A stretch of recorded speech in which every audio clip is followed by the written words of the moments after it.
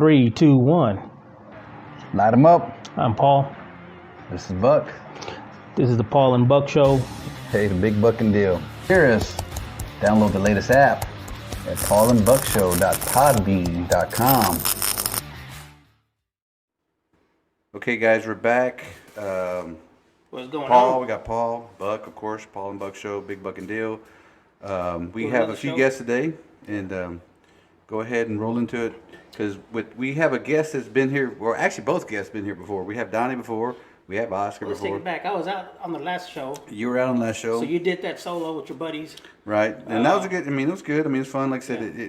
we rolled into it. Like I said, yeah, I mentioned you were out. No, I didn't and hear all the show, man. So did you talk about his truck going to the event? We talked about his truck. Did he tell you any details and, to what and happened? He went into, he called himself Crash now because, unfortunately, I the thought truck. you said he didn't like getting his car dirty, dusty.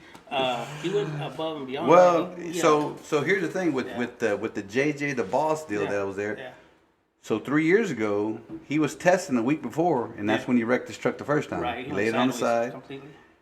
He was at the JJ Boss event 3 weeks ago, and he Touched it, sideswiped it. He didn't put it on the roof or nothing. He sideswiped the guardrail. I mean, everybody in that right lane was kind of Yeah.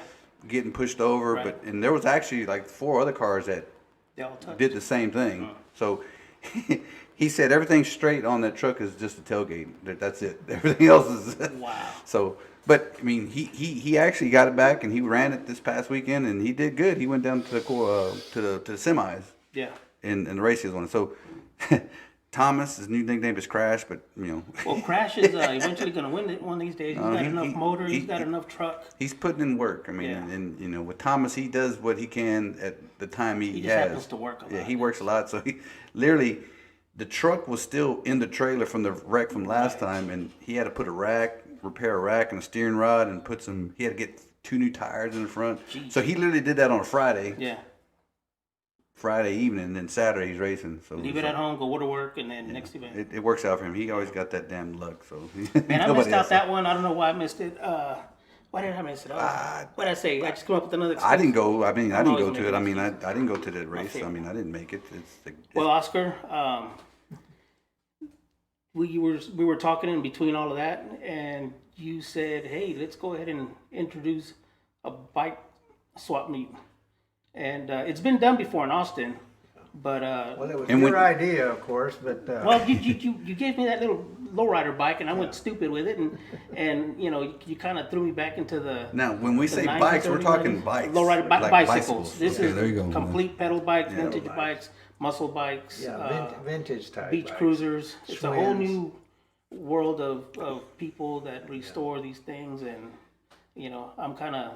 And I'm kind of excited. Of course, Yeah. you know, I've had a couple of car swap meets there at the shop, and they've all been successful. Did them last year, Right. and I'm going to have one come April the 15th. April 15th, yeah. And you thought about having some bikes, and I thought, heck, that's just more people. So, Right, because we do a bunch of guys that have bikes, and they're show bikes, they're quality bikes, but because we're all involved in cars, we never think about, hey, let's have a bicycle show. But you have my bikes that I built quite a while back. I got a and- couple of your bikes now, and I Yeah. want the third one.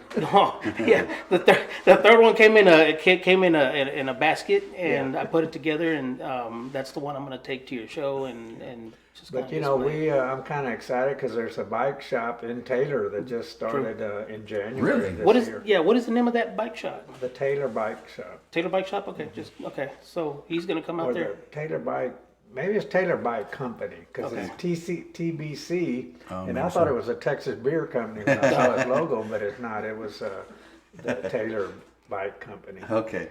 and And, he's. and so they're going to come out, but where are they at? Where are they at in Taylor? Just They're on Main Street. Main Street, okay. Like the 103 Main Street. okay. Right across the street from the old beer company. 10-4. And and he's doing very well. And he's got a few old bikes, and he's out of Austin. He's been in the business for about 30 years out of Austin. Okay. So he's familiar with the old bikes and the new stuff. Right. But it's a repair shop, and it's a sales operation. Yeah, it's big business, especially when I started building bikes just for my kids, and just because I like these old vintage bikes, I realized every time I'd go to the what used to be Bucks Bikes in Round Rock, they closed. Now it's a different name. But road bikes, it's a big thing in Austin, and even from what I understand, the swap meets that they used to have in Austin, they turned more, from what I hear, more into a road bike type thing. And so, I guess what you don't see anymore is the vintage bikes. Yeah. Well, you got your collectors, Right. and then you got your mountain bike riders. Exactly. You got the guys that ride from Georgetown to Taylor, on the side True. roads. Yeah. You got Cyclists, all kinds of. Yeah. And he caters to everybody, so Nice. he does tune-ups, what we would consider a tune-up, and Yeah. a tune-up on a bicycle could be even as much as adjusting the spokes and Yeah. Yeah. Adjusting or even building a wheel is big money. I've tried it. It's not an easy.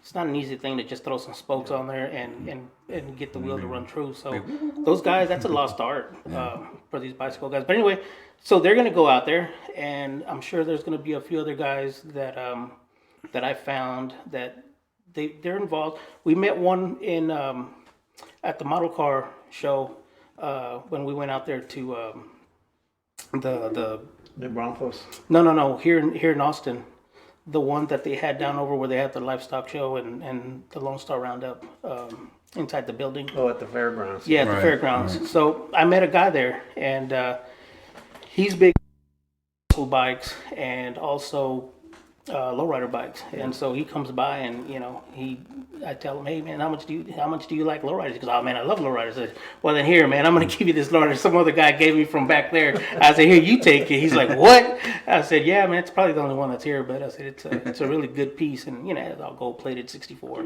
beautiful little lowrider with Dayton wheels. I mean, it's nice. But turns out that he's real big into bicycles, and so he's gonna be there, and he does the big beach cruisers that have the big fat white walls and that swoop line frames that you normally see in California or riding, and so he's gonna be there. And then there's another guy from Taylor. He's big into BMX bikes, the freestyle era bikes, GT, and especially GT, and the stuff he's gonna bring is probably gonna be Is that Coy? Coy. Belushi? You know Coy, Yeah. yeah, you know Coy. Well, I'm kind of excited about it. Y'all been to my shop. It's not a very big. It's about a 2-lot. It's all Right. concrete. It's all And full. when we have the cars, we try to have a little show and shine on cars, but they take up a lot of space. You can maybe get 3 or 4 cars. But with the bicycles, heck, we can put 20, 30 bikes. Right. And that's great for the kids, Yeah. Yeah. even adults. So. But you do have access on the other side of the street, yeah. the other lot If you for have to, people. right. Yeah. So just in case everybody gets overwhelmed, don't find no parking. There is actually some parking for you guys to come and check it out. It's always, like I said, you've already done 3 of those, and they've all turned out to be unique swap meet shows where normally you don't find some of the stuff that has popped up at your garage. Some of these pieces are, traditional Yeah, pre-war. well, these are some of my buddies that have had parts for a long time that they just sit in their garage or shop or Right. whatever. And somebody's always looking for old parts, so it's just a win-win for them, Right, man. magnesium wheels, Yeah, dragster we had wheels. one I guy mean, out of Houston, Yeah. traveled away from Houston Right. to sell magnesium wheels, and he sold a couple of sets, so he made some money. what is the price on one of those wheels? Well, to get a good set of magnesium wheels, you're talking about $2,500, $3,500, and then that weekend it just happened. There was a guy out Yeah. of San Antonio that has a garage full of magnesium wheels, so they got together and he wanted to go look at his collection, and the guy in San Antonio didn't really want to sell. But Yeah, get to networking though at the same time. I put the wheel right back down as soon as I said real magnesium. I just walked away. I'm like, I won't afford that. Yeah. So, but those were some nice wheels. He had some 16s, actual yeah, dragster. some, like 20 car dragster Yeah. type.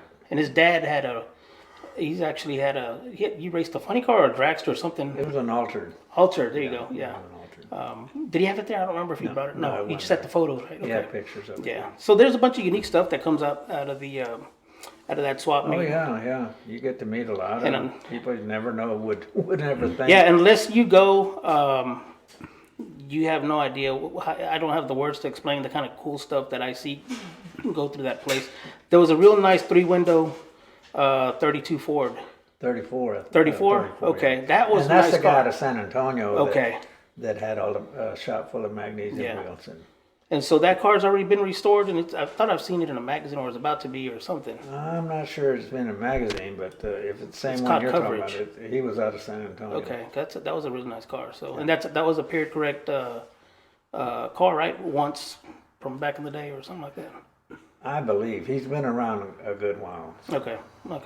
So there you go. I mean, that's kind of cool stuff that you'll see, and the Thunderbolts. Well, the Thunderbolts, a couple of the members have set up a table, so they're always fun to hang out The with. originals. Yeah, They some of the usually hang originals. out. Yeah. And some of the originals will come out just to visit. They don't Yeah. bring anything to sell, and they may not buy anything, but it's Right. always great to visit with them guys. But if you want to meet those guys and you hear about them, Oh, yeah. that's where you'll meet them. And these guys are, what age group would you say these guys are Oh, they're in their mid 80s, and in? Yeah, and they will make us look silly. I mean, I was, funny story. You went to the Little River drags, and when you blew up your nitro motor, Olin. He passed me right up while I was running to go help you. He just passed me up, and I said, "Holy shit! This guy's he's like 90, and he ran faster than me." well, And he's 86, and outlasted me. he and I and another club Yeah. member went to Bonneville about 4 years ago, Mm-hmm. and Bonneville, if you've never been there, it's from where you sit to the pits. It could be as far as 3 or 4 miles. Donnie And, knows, right? It's a long ways, and Olin was keeping up with me. Wow. Of course, he's got a new heart, so Yeah. that helps. oh, Well, got shoot, the- that makes the- sense. The new ticker, yeah, that makes a big Titanium heart, man. That's what it is. Yeah, I'm gonna go ahead and turn off my crap. I always preach about turn off your phones, and here I am doing this stuff. Donnie, turn off your phone. No, just kidding. So on April the Yeah. 15th, right? April 15th, Saturday. next month. 7 a.m. Time 7 7 a.m. a.m. to 2, but Yeah. we'll stay a little later. Of course. Right. This go round, I may have a food truck out there selling hot dogs. So Is that right? If you Yeah. if you're hungry, Oh, shit, there you go. somebody- Right. If you guys want to come to the show and shine part to bring your bicycles, basically it's a lowrider, muscle bike, vintage bike, or anything cool, pre-90s. You can come and display your bike. And there's no fee. I'm not charging anybody anything. Everybody's here to just have If a you're great going to time. buy something, you got to pay for it. But there's no fee to come look. Yeah, of course. Hey, nothing wrong with that. Yeah. And I've invited everybody, even from because you're real big into model cars and diecast. So you guys listening to the podcast that I've told you guys to come check out, feel free to set up your display booth. Yeah. All things lowrider out of Austin will be there. He's got a nice collection of lowrider bikes and muscle bike parts, so he'll be there. Coy, what's his last name again? Balusik. He's bringing his BMX freestyle bikes. I hear he's got a real nice collection from what I see. Man, he's got some nice stuff. I only have a few GTs. He's got way Yeah, nicer they're ones. period correct. They're Yeah. like, Yeah. nice. Mine are just period chrome. Everything else is old and One of the younger members of the Thunderbolt, he's Mm-hmm. he's got some traditional hot rods and parts, and he's kind of excited about the vintage bikes. Is he? Okay. His boss has a few, yeah. so when they heard about it, they're. I've seen some photos. He's got some really cool stuff also. Like I said, everybody who's into the hot rod scene, there's always a guy who collects muscle bikes. Eric Starlin out of Buda, he does swap meets all over the place. You guys know him. He's going to be bringing his vintage bikes. He's got a small collection. He's also a big lowrider bicycle builder. I don't know if you knew that, Donnie. But oh yeah, he's got some nice lowrider bikes, and it made me jealous when I saw him like 15 years ago. I'm like, why didn't I ever build one? I should have. But he gave me an opportunity. He gave me a frame, and so I just took it apart and. I want it back, by the way. Yeah, he wants it back now that I sent him some photos.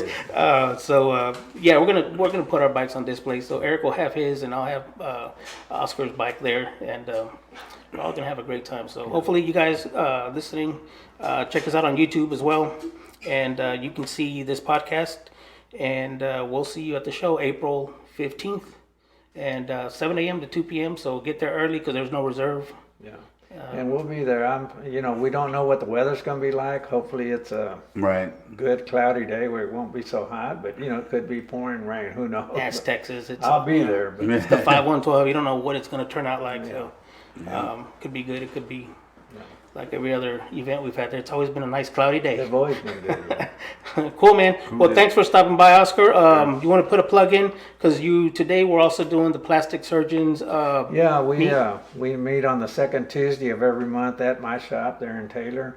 And we got, of course, yourself being a member. I'm one of them. And who's the other two members you brought with us They today? got a couple of members here, Will Martinez out of Round Rock. And Will's got, unbeknownst to me, he's got a few hot rods, but he also did plastic models. So we've become guys- There you go. pretty close Yeah, friends. if you guys go to a model show and you see some real cool traditional model car roadsters, that's probably Will's stuff. And if you're on Instagram, he's known as Speedy Martinez. Speedy Martinez on Instagram. Come and check him out. Hey, you better start loading some photos now, man. Hey, what car club do you represent, Will? The Dukes. Duke's Car Club, Austin, Texas. Duke's That Car is Club, one of wow. the oldest Car car clubs out of Austin, and he proudly represents that. He's here today, and hopefully we'll bring him on, and he'll, they'll discuss the club and how it formed and how they brought it back.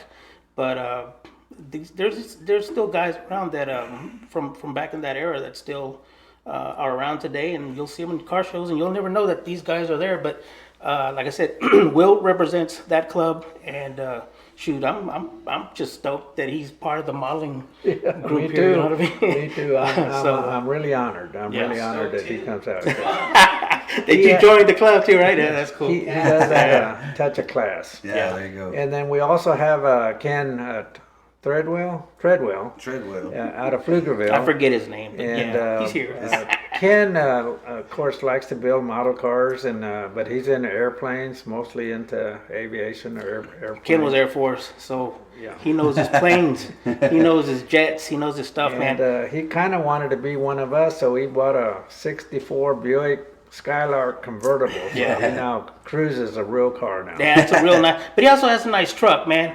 Yeah. We saw you. We were passing up by you one day on the way to one morning meet, and my son goes, "No, I don't think that's Ken. That guy has Popeye arms." And we're like, "Popeye?" Can't get excited. He's like, "What are you talking about?" I don't know Popeye. I don't know. You got Popeye arms. But prior to But that truck's cool. You have a lowered long bed? What is that? What year is that truck? 71 Chevy C10. Okay, and it's There a you hot, go. it's a hot 3 in rod. the front, 5 in the back. Nice. Eventually, someday, maybe I'll turn it into a short bed. I got the kit for it and the bed for it, but my brother-in-law was trying to convince me just to paint it and leave Yeah. it as it is and then sell it and go get something else. Okay, well, But I mean, that Buick's pretty cool. What year is that Buick? It's a 64. 64 Buick, convertible.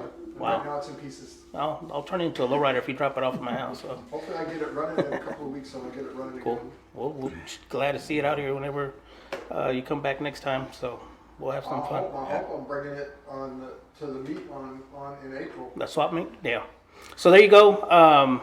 That was our introductory to the event. Yeah, and just a real quick plug, Yeah. there's going to be a big national event in San Marcos in August. Mm-hmm. I think it's August the 2nd. Yes. IPMS, big national event of model cars from all over the country, Oh, all yeah, over you the did tell me. world. Okay. They're going to be Yeah. out there, so we'll be there in full force. Okay. So I'll see. I'm gonna try and see if I can make it There you on go. that one this time. So That's like a 2 or 3 day thing. It's like for the whole 2 or weekend. 3 days. It's Wow. not- It's just not one day for like 6 Yeah. hours. It's like 2 days. Wow. But there'll be folks from Japan and Yeah, all over the world. I was International, surprised. huh? I was surprised at the one that was in Austin. The first one I ever went with you. Didn't win anything. I mean, I didn't know what I was doing, but you won. You won something. Will won something. So that was cool. They took some awards. Yeah, but no, when they were calling out the people. Well, you know what the key to that is? Huh. You got to take your own trophy. That way. When Oh walk out, shit! You walk gotta out know with the your own guy. There you go. You just representing that one.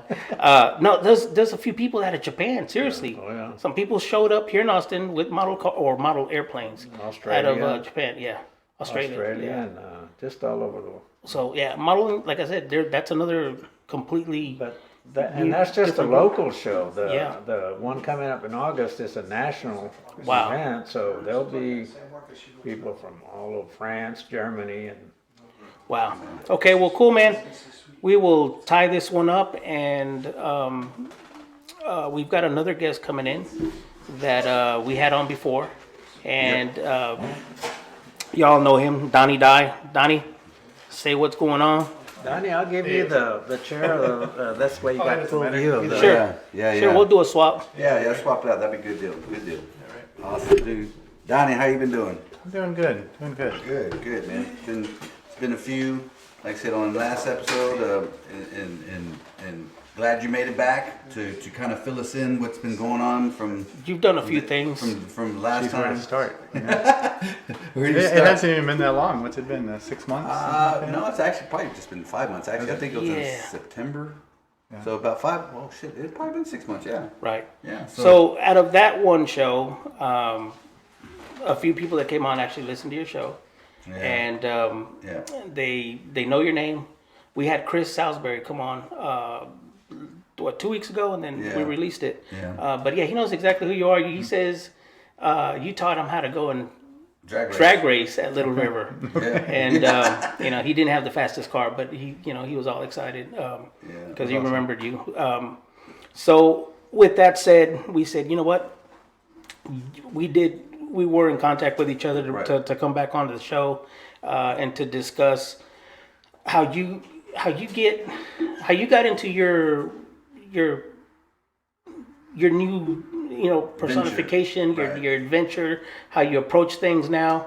You talked a little bit last time you were on the show, but it looks like you're having a great time, and man, I wish I could do it. I tried it, and it lasted about this much, and then I got lost, and I said, you know what? I don't know, man. Should I just call this guy as my lifeline? What do I do now? I'm confused. Should I go left or I go right? But the way your instinct works, I think it works pretty good for you. And so explain to us what you've been doing over the last 3 months. So you were looking for a Dodge Challenger. Well, you actually found a '67 SS Chevelle. Right. Oh. Explain that. What went on with there? How'd you get that car? That was nice. Crazy story. So I kind of, wow, where did I even start on that? It was in the garage. It was parked there for a while. Yeah. So basically, I kind of operate on. I just kind of let the universe do its magic. In other words, I realized I cannot predict the future, Right. and I don't know at what point I thought I could do that. But anyway, so instead, I just kind of switched it and just said, hey, let's see what the universe can provide, right? So I just You're kind of like following an instinct somewhat, right? Right. My wife, she says you listen to the universe. That's what they call it. What is it true? Is it what they call it? That way everybody has a third eye, but if you don't listen to it, or I think in some way, I think it's just a combination of things. It's an openness. It's kind of, I think that in a lot of ways we kind of create our own existence, Right. And so as a sarcastic joke to myself, I'll say, all right, oh bountiful, all-knowing, endless universe. Let's see what you got. If I'm creating my own existence without any ego or any of this crazy whatever, self-absorbed whatever, but just say if I'm creating my own what I pull towards me and what I push away from me, well, what would I want to pull to me and what would I want to push away from me, right? So then I just kind of stay real open to. Hey, I'll put it out there. Hey, I want a 70 Challenger, right? right. I had 2 of them. And I found myself working for you somehow. Well, what's funny is so in that pull and push of our own existence, we can create our own reality in our own physical within our physical reach, right? Well, we can move that can here. I want it there in my picture. I'll give me a magician, right? Right. But not that aspect of it, but in the that what you verbally say and what the universe listens and other people listen and you can work in harmony with it instead of just saying that's not for me, that's not possible, man, I can't do that, that's not right, man, who does that, nobody does that. It's like, you got to say, it is possible, it's all possible, Right. So so I'll just put it out there, and then I just totally let go of expectations of how it's going to come back. Let the universe do its magic, and trust in that. And like with the Challenger, I don't know who it was.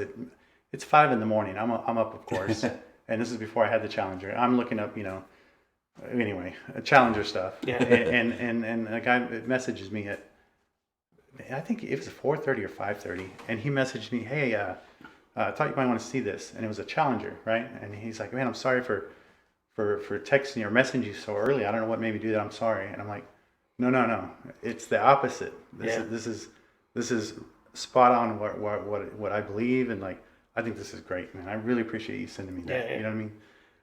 But anyway, back to the Chevelle. So I saw a bus in Amarillo. It's this what is it? Something Tigers, right? It's got a tiger on it. It's got all these graphics. I was like, whoa, check out that bus. That's right. I had low mileage. It had a 5.9 2-valve. Okay. Low mileage. So you're looking for a bus. Originally, I was looking, right, this is where, Okay. this is Chevelle's story. So I'm driving back, and it starts bucking and breaking down, and I'm like, oh, come on. So then it wouldn't idle, or it wouldn't run if you weren't below 1,500, 2,000 RPMs, right? So I'm cutting through these small towns, and I've got one on the gas and on the brake and neutral and drive. And What size bus is this? Is it a little geez, one? this is a 40-foot, 35-foot bus. Oh, you make it sound like it's like a little No, this thing's huge. school bus, man. This thing is huge. Okay. And anyway, so You're picking up people, and people are just like, why the hell aren't you picking me up, Graham? right, Yeah. right, All right. basically. And so then I get all the way to, I was like, oh man, I got one more light, and I'm gonna hit the toll road in Cedar Park. Get on 183. I have no plates. I mean, it's a freebie. Oh, It's a wow. freebie, right? Yeah. Hit the I toe. probably driven 15,000 miles with Yeah. no plates. That's another story. Last year, You didn't drink coffee, by the way. I need to. Oh, well, that's another story. We'll Yeah, we'll yeah. get to that. All right. Anyway. Yeah. So anyway, I get to that last light before I enter 183. It stalls out. That's it. Oh, man. It's worse than ever. It just had a rotten gas line. It was sucking Yeah. air. It happens, So it's 10 o'clock at night. I'd been on the road 20 hours. I'm like, good. I'm glad it broke down. I don't have to drive this anymore. Let's call the tow truck. I don't care what it costs. This is fine. This is Right. great. I'm cool. Yeah. I'm cool. Because you're close to town. Right. I'm like, the Yeah. tow's not going to be, the Right, end of the right. world. And so, of course, it was Williamson County, right? So Williamson County DPS pulls up, and I'm like, I haven't had the best experiences, I guess, with Williamson County. Yeah. Nah, they're Nobody great, has. great people. Nice you know. guys, Yeah, nice of guys. course. But, They just have to but- follow the book. But they're very, they don't want the riff. I don't want to keep Yeah. the riff raff down. Right, And right. I'm the riff raff, so that's fine. I get it. And so, so he pulls up. He's like, "Hey, is any kids on the bus?" I said, "No. This is just." You mind if we search? Open the trunk? No, they do. They do. Okay. And I said, this is just for movie production. I rent them out for movie sets, HBO, whatever. Okay. Do you mind if we need to verify the VIN number, make sure everything's whatever? I was like, yeah, sure, come on. I got on the bus, showed him, and then I'm sitting there looking at him. I said, hey, you ever get those guys that like the YouTube videos, am I being detained? All that crap. Yeah. And he just looks at me. He's like, yeah, I'm not that guy. I just, We're not gonna go through that right here. Just get him laughing. We're gonna have a camera, dude. Right. Yeah. And he's like, "Where's your plates?" I said, "Well, they just changed the law. You have to get it inspected within the county you reside." And I tried, but obviously I'm picking up from Amarillo. So what Yeah. can I do? He goes, "Well, I actually just went through that with my personal car, or with a trailer or something." Yeah. Right. So he was real sympathetic. Anyway, we get out, and the guys are actually some of the coolest guys that I'd met in a long time. They were cutting up, and another guy showed up, a supervisor or something, and then we got talking about movies, and somehow toilets came up, prison toilets, right? Oh my God. And he goes, yeah, the prison toilets came up in my feed, because it listens, and I said, yeah, that's those. He goes, you're the toilet guy? I was like, yeah. I said, yeah, I actually am the toilet guy. Actually, I am. And that's a whole nother story. Yeah. Anyway, Part 2. Yeah. part 2, right? Should be part 2 this time. Okay. Right. And so anyway, so one of the officers that were there, he's, we're talking. He said, people think they always want classic cars for movies, but a lot of times they just want a mid-90s four-door sedan Beretta or something, or whatever kind of car, Yeah. Lumina or something. Right. And he goes, yeah, I've got a classic car. I said, oh yeah, that's shit. cool. And so I said, what is it? He said, it's a '67 Chevelle. I've been trying to get rid of it. Nobody wants it. Oh my God. And I'm like, Yeah, it did make sense, right? But yeah. He's like, I've got 37,000 in that car, and I'm thinking it's like my projects. It's Right. it's a shell Yeah. with boxes on it, no wheels, no motor, no interior, and I've got 37,000 in this hunk of junk, you know. That's what I'm thinking. I don't need it. I was like, is it a 2 or 4? He said, no, it's a hard top. I was like, oh, okay, cool. I said, man, look, if you want, just send me some pictures, and I'll see. Maybe I'll find somebody, you know. I don't know. Yeah. So, okay, give him my card, whatever. He sends me the pictures. You saw the car. Dude, It's finished. It's a finished out. I'm like, holy shit. You know, it's this thing- better than car show. It's nice. It's crazy, right? It's AC, big block, 4-speed, 12-bolt or in, disc brake conversion, sway bars, clean interior, and then he's like, yeah, the seat, you can see it's kind of worn. I'm sorry about that, but I got a whole new interior that I'm giving with the car too. I'm like, okay. I'm like, Yeah, how much? right. Well, 10,000. He's trying to ask. He's asking 10,000, but nobody was offering, so he'll you know, like our best offer. Right. And I'm like, okay, when's your next day off? You know, oh, I'm off tomorrow. I said, okay, cool. I'll be there in the morning. I'll see, you know, I want to check it out, you know. And So they let you go though. I mean, for yeah. the So I ended up tow. getting the bus towed, you know, whatever. But of course now I can't sleep, you know, because I'm excited, you know. And so You're already looking for wheels. Hey, Paul, do you have any rally wheels? They're hard to find. Do you even have the car yet? No, but I'm going to get it. right. It's crazy. So then I went the next day, went and looked at it, and it was better than the pictures. You Wow. know, So it really is a nice car. You know, I didn't grasp this. I didn't really care what the story was, but I pictured, you know, maybe his wife had cheated on him. They used to ride in the car. Every time he looks at the car, he wants to bomb it. I don't know. Pissed, yeah. It didn't make any sense because matters of the heart don't make financial sense. Right. You know, whether that's your hobbies, love life, all those things. So I Apparently, somehow in his brain, it made sense. well, he said, I'm no longer into classic cars. I'm into Jeeps. So I was like, okay, I respect that. I get it. You know, maybe, you know, you kind of fade in and out of things, I guess. I don't know. And he's like, yeah, so I'm looking at the car. And he's like, yeah, I really hate that transmission. I'm like, oh, okay, what kind is it? He's like, I don't know. I was like, okay, I look underneath. It's aluminum case, 4-speed, you know, Muncie something. I'm like, well, that doesn't suck. He's like, but I got another transmission that goes with it. It's an 8-speed, 4L80 or whatever that thing is. And, you know, I bought that $2,000. I just never put it in the car. I was like, okay. Wow. I'm like, okay. I said, well, of course I mean, it's worth 10,000 all day, you know? So then I'm like, but then he says best offer. So I don't want to like offer him 10 when I know he'll take less. And Right. so I offered him 8 and he's like, well, I tell you what, I said 8, you keep the transmission. Yeah. He's like, no, I tell you what, well, I'll do 9. You can have the transmission too. Damn. I'm like, all right. I said, cool. So You're playing in his field. I mean, that's what he wanted. Yeah. So he was happy. I was happy. I got it home. Got it flatbed at home. About 4 days later, I was like, hey, can I keep it here? He's like, yeah, no problem. So so got it flatbedded, got it home, put fresh gas in it. He never told me the story. He never said. Did it run? He never said. Right, and it didn't matter. The car was in such great shape. Even if it needed a motor, even if it needed whatever, you know, I like engines, so you know, no problem. So anyway, I got to looking at it, get it home, put fresh gas, fresh battery, blow out the carburetor, but it didn't need it. It was like, this thing's immaculate. Like this is a fresh build. You know, it turns out that the car had been built in a hot rod shop in Florida. He drove it from Florida to Austin. I think he parked it. Wow. So what I think what happened, looking at the car, I'm looking, and the brake booster hose is off. Oh. And I'm looking, and they had left the nut loose on the back of the carburetor, and the booster line had hung in the throttle. So I could imagine someone that didn't know punches it, the throttle hangs wide open, he loses his brakes. If he did get it started, it runs like it's exploded. Right. And I think that's what he thought. Wow. But I didn't know that. You know, I didn't know. You know. Had you gotten yourself in that predicament driving it, I mean, that's pretty much a grenade ready for you to wreck or. Right. Yeah, Right. so it could have gone disastrous for you, but For him. But you're But I saw that, right? yeah. I saw it. But if you wouldn't have, but you're a good mechanic, so you're always going to look over your stuff. And that turned out to be a really nice car. That was a really nice car. Now, when was that? When did you was that like recently? Like 4 months, 3-4 months ago. Yeah. Okay. 3 or 4 months ago, yeah. So I got it, and I was looking at it. You know, the car had been built out like a '70s teenager. You know, Corvette rallies all the way around, 9-inch all the way around. Gotcha. It's not my style. It's dated, I would Right. say. So I went. I got some of those I got the narrow rims. I got the red line tires, which that's timeless on those cars, and it was a factory option. Yeah, the car looked real Yeah, the 80ish. red- It had the yeah. late 80s look when he got it. Well, I liked it. I mean, Yeah, it was cool, but it was just It's dated for the Yeah. time. it's dated, and also if for potential next buyer, Right. you want it very universal. You don't want to add your own touches because things you may It's hard like, to buy then. It's it, hard then to sell. it takes Right. it takes away.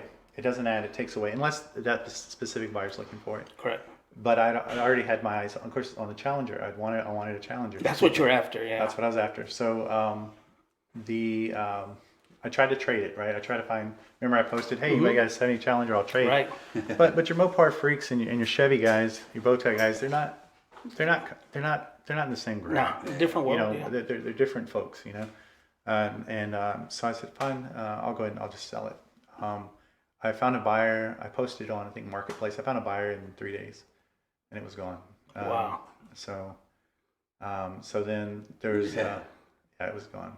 I remember I asked about the car. I thought it belonged to a guy in my neighborhood when I was a kid. He literally built that exact same car. It looked just like it. It went down to the parking lots, you know, when we were younger, and he would always park his car there. And I mean, he got rid of that one. He built one identical to it, same Corvette rally wheels, the tires, you know how they, you know, gift grids, and then he built a 4-door edition because he I think he wrecked that one in the rain on Congress.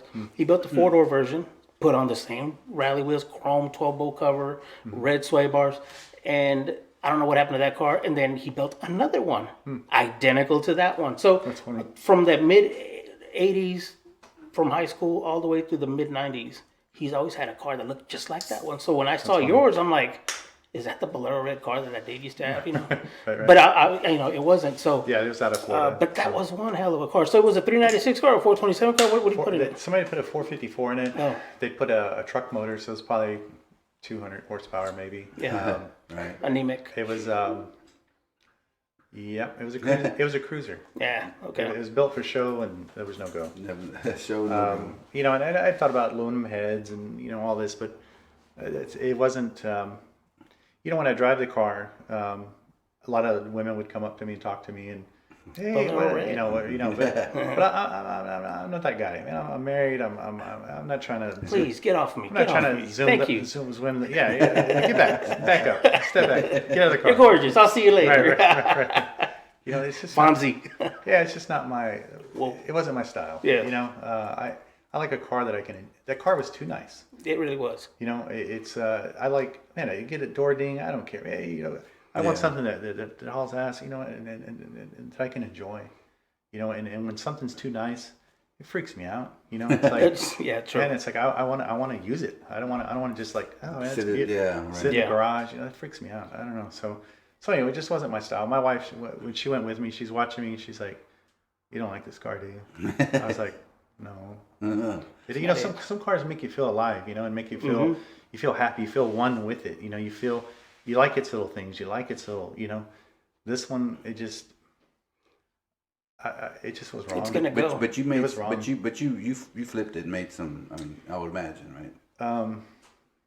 I mean, 25 is what I cleared on it. Well, let me ask you this. I never damn actually. good. I never. So then, Well, I've never asked you Sure. what kind of car guy you really are. I've known you with Mustangs. I've known you with some really nasty Mustangs. yeah. But what in your heart, in your brain, every time you wake up in the morning, Yep. what is the car the mate that you think you belong in? Like we had an earlier conversation with Will. Will says, "Hey, I like anything prior to, you know, a certain year. Anything after that, I'm not that car guy. You know, just that's I not. can You know. tell you. So what are you? So I like okay, so I have a fear of becoming my dad one day, right? So I actively pursue the opposite, Right. Right. So if he's wearing whitey tighties, I'm wearing boxers, right? If he's got white socks on, I got dark socks on. Oh shit. You know, if my mom used to order the food for him when we sit down to dinner, no, one day my wife ordered my food for me. It freaked me out. we're not doing that, right? So I switched it up. It's like, you know, you go to a restaurant, you get used to eating the same food, the same waitress, the same place you sit, the same all. It's like Eventually you become Elvis. the only difference between a rut and a grave is how deep the rut is, right? Right. And that freaks me out. So instead, like when I order, I'll have the waitress or waiter. hey, you pick everything. I have no allergies. I like hot. I like spicy. I like vegetable. I like meat. In fact, you can take it off the employee menu. If you like the sides, if you like adding this, if you like taking that off, whatever you want to do, Give me something. just do it. Right. And then like, what would you like to drink? And it's like, well, what would I like to drink? You know? See, this is why we had to have him back, because he needed to explain a little more thoroughly on what you meant. So to the cars. Yes. So to the car. Wow. No power steering, no power brakes, no AC. Like I don't want to be comfortable. I don't want to be that comfortable old man. You know, I don't want to be that. Being comfortable freaks me out because it's like this lullaby into everything's okay. Like just you're just getting by. You're just another day. Yeah. Oh my God. Wait till payday. Wait till payday. Oh my God. I want to. That freaks me out. Right? Yeah.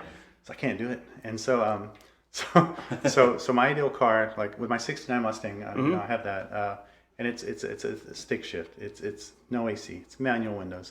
No power. It's less I got to work on too. You know. Right. It's got one belt for the water pump. In fact, it doesn't even have that. It's got the belt for the alternator. You know. It has a water drive. You know, a little drive. You know, for the water pump. But so that's I like a car that is kind of scary. That is you're in control. But it'll take you there. You know, you're kind of together. You know, You can kind of feel. Yeah. You can feel it, you know all of its little things, and you know if it's you're so in tune with it. You go up a hill, and you can feel the air density change, and you can hear it run a little different. Wow. You know, and you go down in the dip, and it's more dense, and you can feel all those things. You know what would make me nervous way back in the day when we were doing that street racing? The fact that I was in tune with my car. You know, like you're saying, but the fact that I knew every little section of that engine that I knew that could cause a fire. You know, like if that oil line right there was just a little too close to the exhaust, I knew that I was in deep shit. Right. And it would worry me that I didn't have a fire extinguisher with me. Right. But I knew all the potentials of what if the needle and seat blows and the fuel starts going. That's I'm in tune with the car, and that's exactly what you're describing. You know everything. Yeah, you want to know everything. That's my most enjoyable car. Okay. You know, I like the Bronco. I like the other cars that I have, but really for me, for what I'm going to build, it's that kind of car. Simple. Right. Simple. Less things I've got to deal with, the more I can enjoy it. Right. So obviously this Chevelle had way too many things. Creature for comfort. What do you say? You know what I mean? To me, the Chevelle was an old man car. Creature comfort, yeah. Yeah, you know, it had AC, it had power. I mean, this power steering was, this, the brakes were real nice. You know, it's like, I didn't like that. Right. You know? So the car's gone. Car's gone. And finally, how did you come up with this? I want this 70 Dodge Challenger, because you bought a previous Mopar. So, what happened to that? So I still have it. It's a 70 Coronet. Okay. Yeah, Coronet. It's getting painted. There was a picture I saw of a you can Google it, but if you Google 70 RT Coronet, right? There's this beautiful green RT. It was on Mecum auction or whatever, and they've got pictures all over the internet. I was like, that's a beautiful color. And back in the day, a dark green car, the first thing you do is paint it red or paint it. It was bad luck. It's known as bad luck. Green. Green car. I didn't know that, so I painted my green interior, tan again on the Chevelle. All the green cars were nice. Yeah. But first thing you do is you paint a different color. Right. Yeah. Right. That was not green. But since you don't see it anymore, I was like, I want to bring that back. It just looks good with that car. With the angry headlights. The 70 Coronet. But the cars, the 70 Challenger. I saw Vanishing Point probably when I was young. It came out in '71, the original one. Mm-hmm. Of course, we all know the guy kills himself in the end. He drives into the bulldozers. Right. Yeah, I could never understand that why. But anyway, that's what the movie is for. Yeah, I mean, I understood why. I understand even now today, even more so in my adult. I understand why. Even more so. Right. But that's another. Yeah. That's when I went during drugs days. But you just reach this. You're just high, and you get so high that everything is perfect and beautiful, and it's never going to be better than it is in that moment. So if you end it in that moment, you end it in your mind in a high note, but really you're just a junkie driving into a bridge pillar, Yeah, you know what's weird? You know what's weird? I didn't witness it, but I heard it. I was at my house, and there was a guy that something had happened to him up in Georgetown. And similar to the Vanishing Point, but this guy had it gone in 60 seconds, Mustang. One of the new ones, the old conversion bit. Something happened, he decided to floor it, and right at my exit to my house, where I can clearly hear traffic, he decided to plow head on into the police car that blocked off the whole interstate. And I hear this badass car coming. I'm like, well, and it's like 9 o'clock. The engine's revving, and all of a sudden, boom, and it just stops. That's interesting. Never heard an engine stop like that. And I went back inside my house, but no, it turned out that a guy did a duplicate vanishing point. Wow. So whatever the situation was, obviously it has some mental situation going on with him that probably caused the guy in the movie to do the same thing, right? Yeah, maybe so. Yeah, maybe so. But in that, when I saw that as a kid, I thought, well, we all know the end of the story. We're all going to die in the end, right? Yeah. But man, in between, there's a lot of living to do. So it really pushed me to live and want to live and experience life and experience things. Just thinking about that movie, but I had sold. I had two of them. I had a 440 4-speed car and I had a SE 383 with a slapstick, both 70 Challengers, in my early 20s. And at the time, I think I sold them for. I think I sold one for $3,800, and I thought, man, that guy was an idiot for paying that much for that car. And now, you're not going to find one running in the United States for probably 40,000. Right. 40,000 is about the bottom for a running, driving 70 Challenger.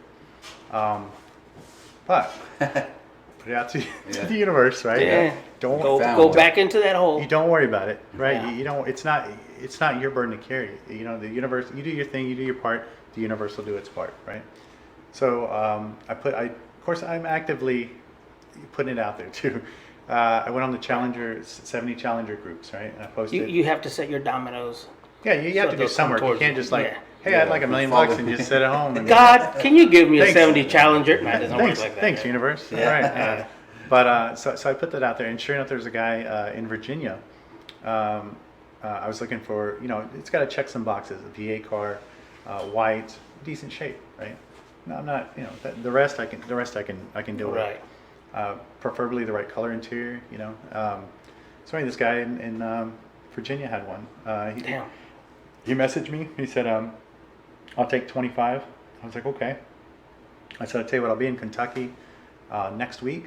I was more auction stuff. Damn. More toilets? What was this? No. This time it was. I'm obsessed with Crown Vics.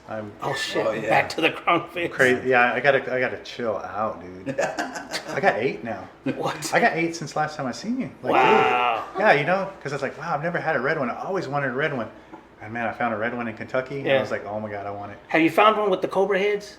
No, not yet. Marauder. Okay. No. Well, I heard it'd be a supervisor car if it did have them or something like that. No, so I have supervisor cars, I have FBI cars, I have DEA cars, so I only buy, well, except for this couple of them, but anyway. But I try to stick to like collector stuff now, like DEA, FBI, upper crust of government agencies, like Attorney General or some upper crust car. They took good care of it. They wanted to kiss the supervisor's butt, so they took good care of it. It's meticulously maintained. Yeah. Wow. So that's the ones you want. Some of them, they leave the strobes on it. The one I bought in Oklahoma, it had the push bar, still got the cage in it. Still, wow. It's cool. The lights will activate if you turn them on, or they take them out. In the FBI car, it does. Wow. Yeah, they just left it in there. I was like, why would you leave this stuff in here? Like, come on. You know what I'm going to do. Right, please, really. Show up at a car show. So that's funny you said that. So 2 weeks ago, we took a prison bus to a car show, and we did the FBI escort. So they hit the lights, and all the prison buses, they have the strobes. Yeah. They have the it's a cop bus, right? Yeah. Anyway, so we pulled in with the FBI car leading it, and then the prisoner bus pulled in to the car show. It was fun. That's cool. I was like, oh my god, I'm getting in trouble. But we looked around. We're only doing it like a quarter of a block, and then pulling. Did you see all the lowriders like in the movie? They just start moving off. Right. Hit the switches, fool. Yeah, it was fun. It's just something different for car shows. And People who got a warrant probably wouldn't run in. Right. It was fun. We saw Oscar, man. He was gone. We didn't find him after that. Right. So I was making a trip. I drove. So I wanted the trip to be free, right? Yeah. So I was like, how am I going to do? Okay. So this guy, he bought a parts car from me, a Crown Vic. It was rough, really rough. He said, I'll give you $800 if you bring it to Mississippi. I'm like, hell yeah, $800. That will cover my fuel to drive to Kentucky, then drive to Virginia. Yeah. So I dropped it off in Mississippi, went to Kentucky, picked up that red. Wait, how did you get after you drop it off? Car dolly. So okay, gotcha. Okay. So this person's like, hey, you want a Honda Pilot? I'm like, yeah, sure. So he's like, all right, yeah, we'll just trade out some work. I said, okay, cool.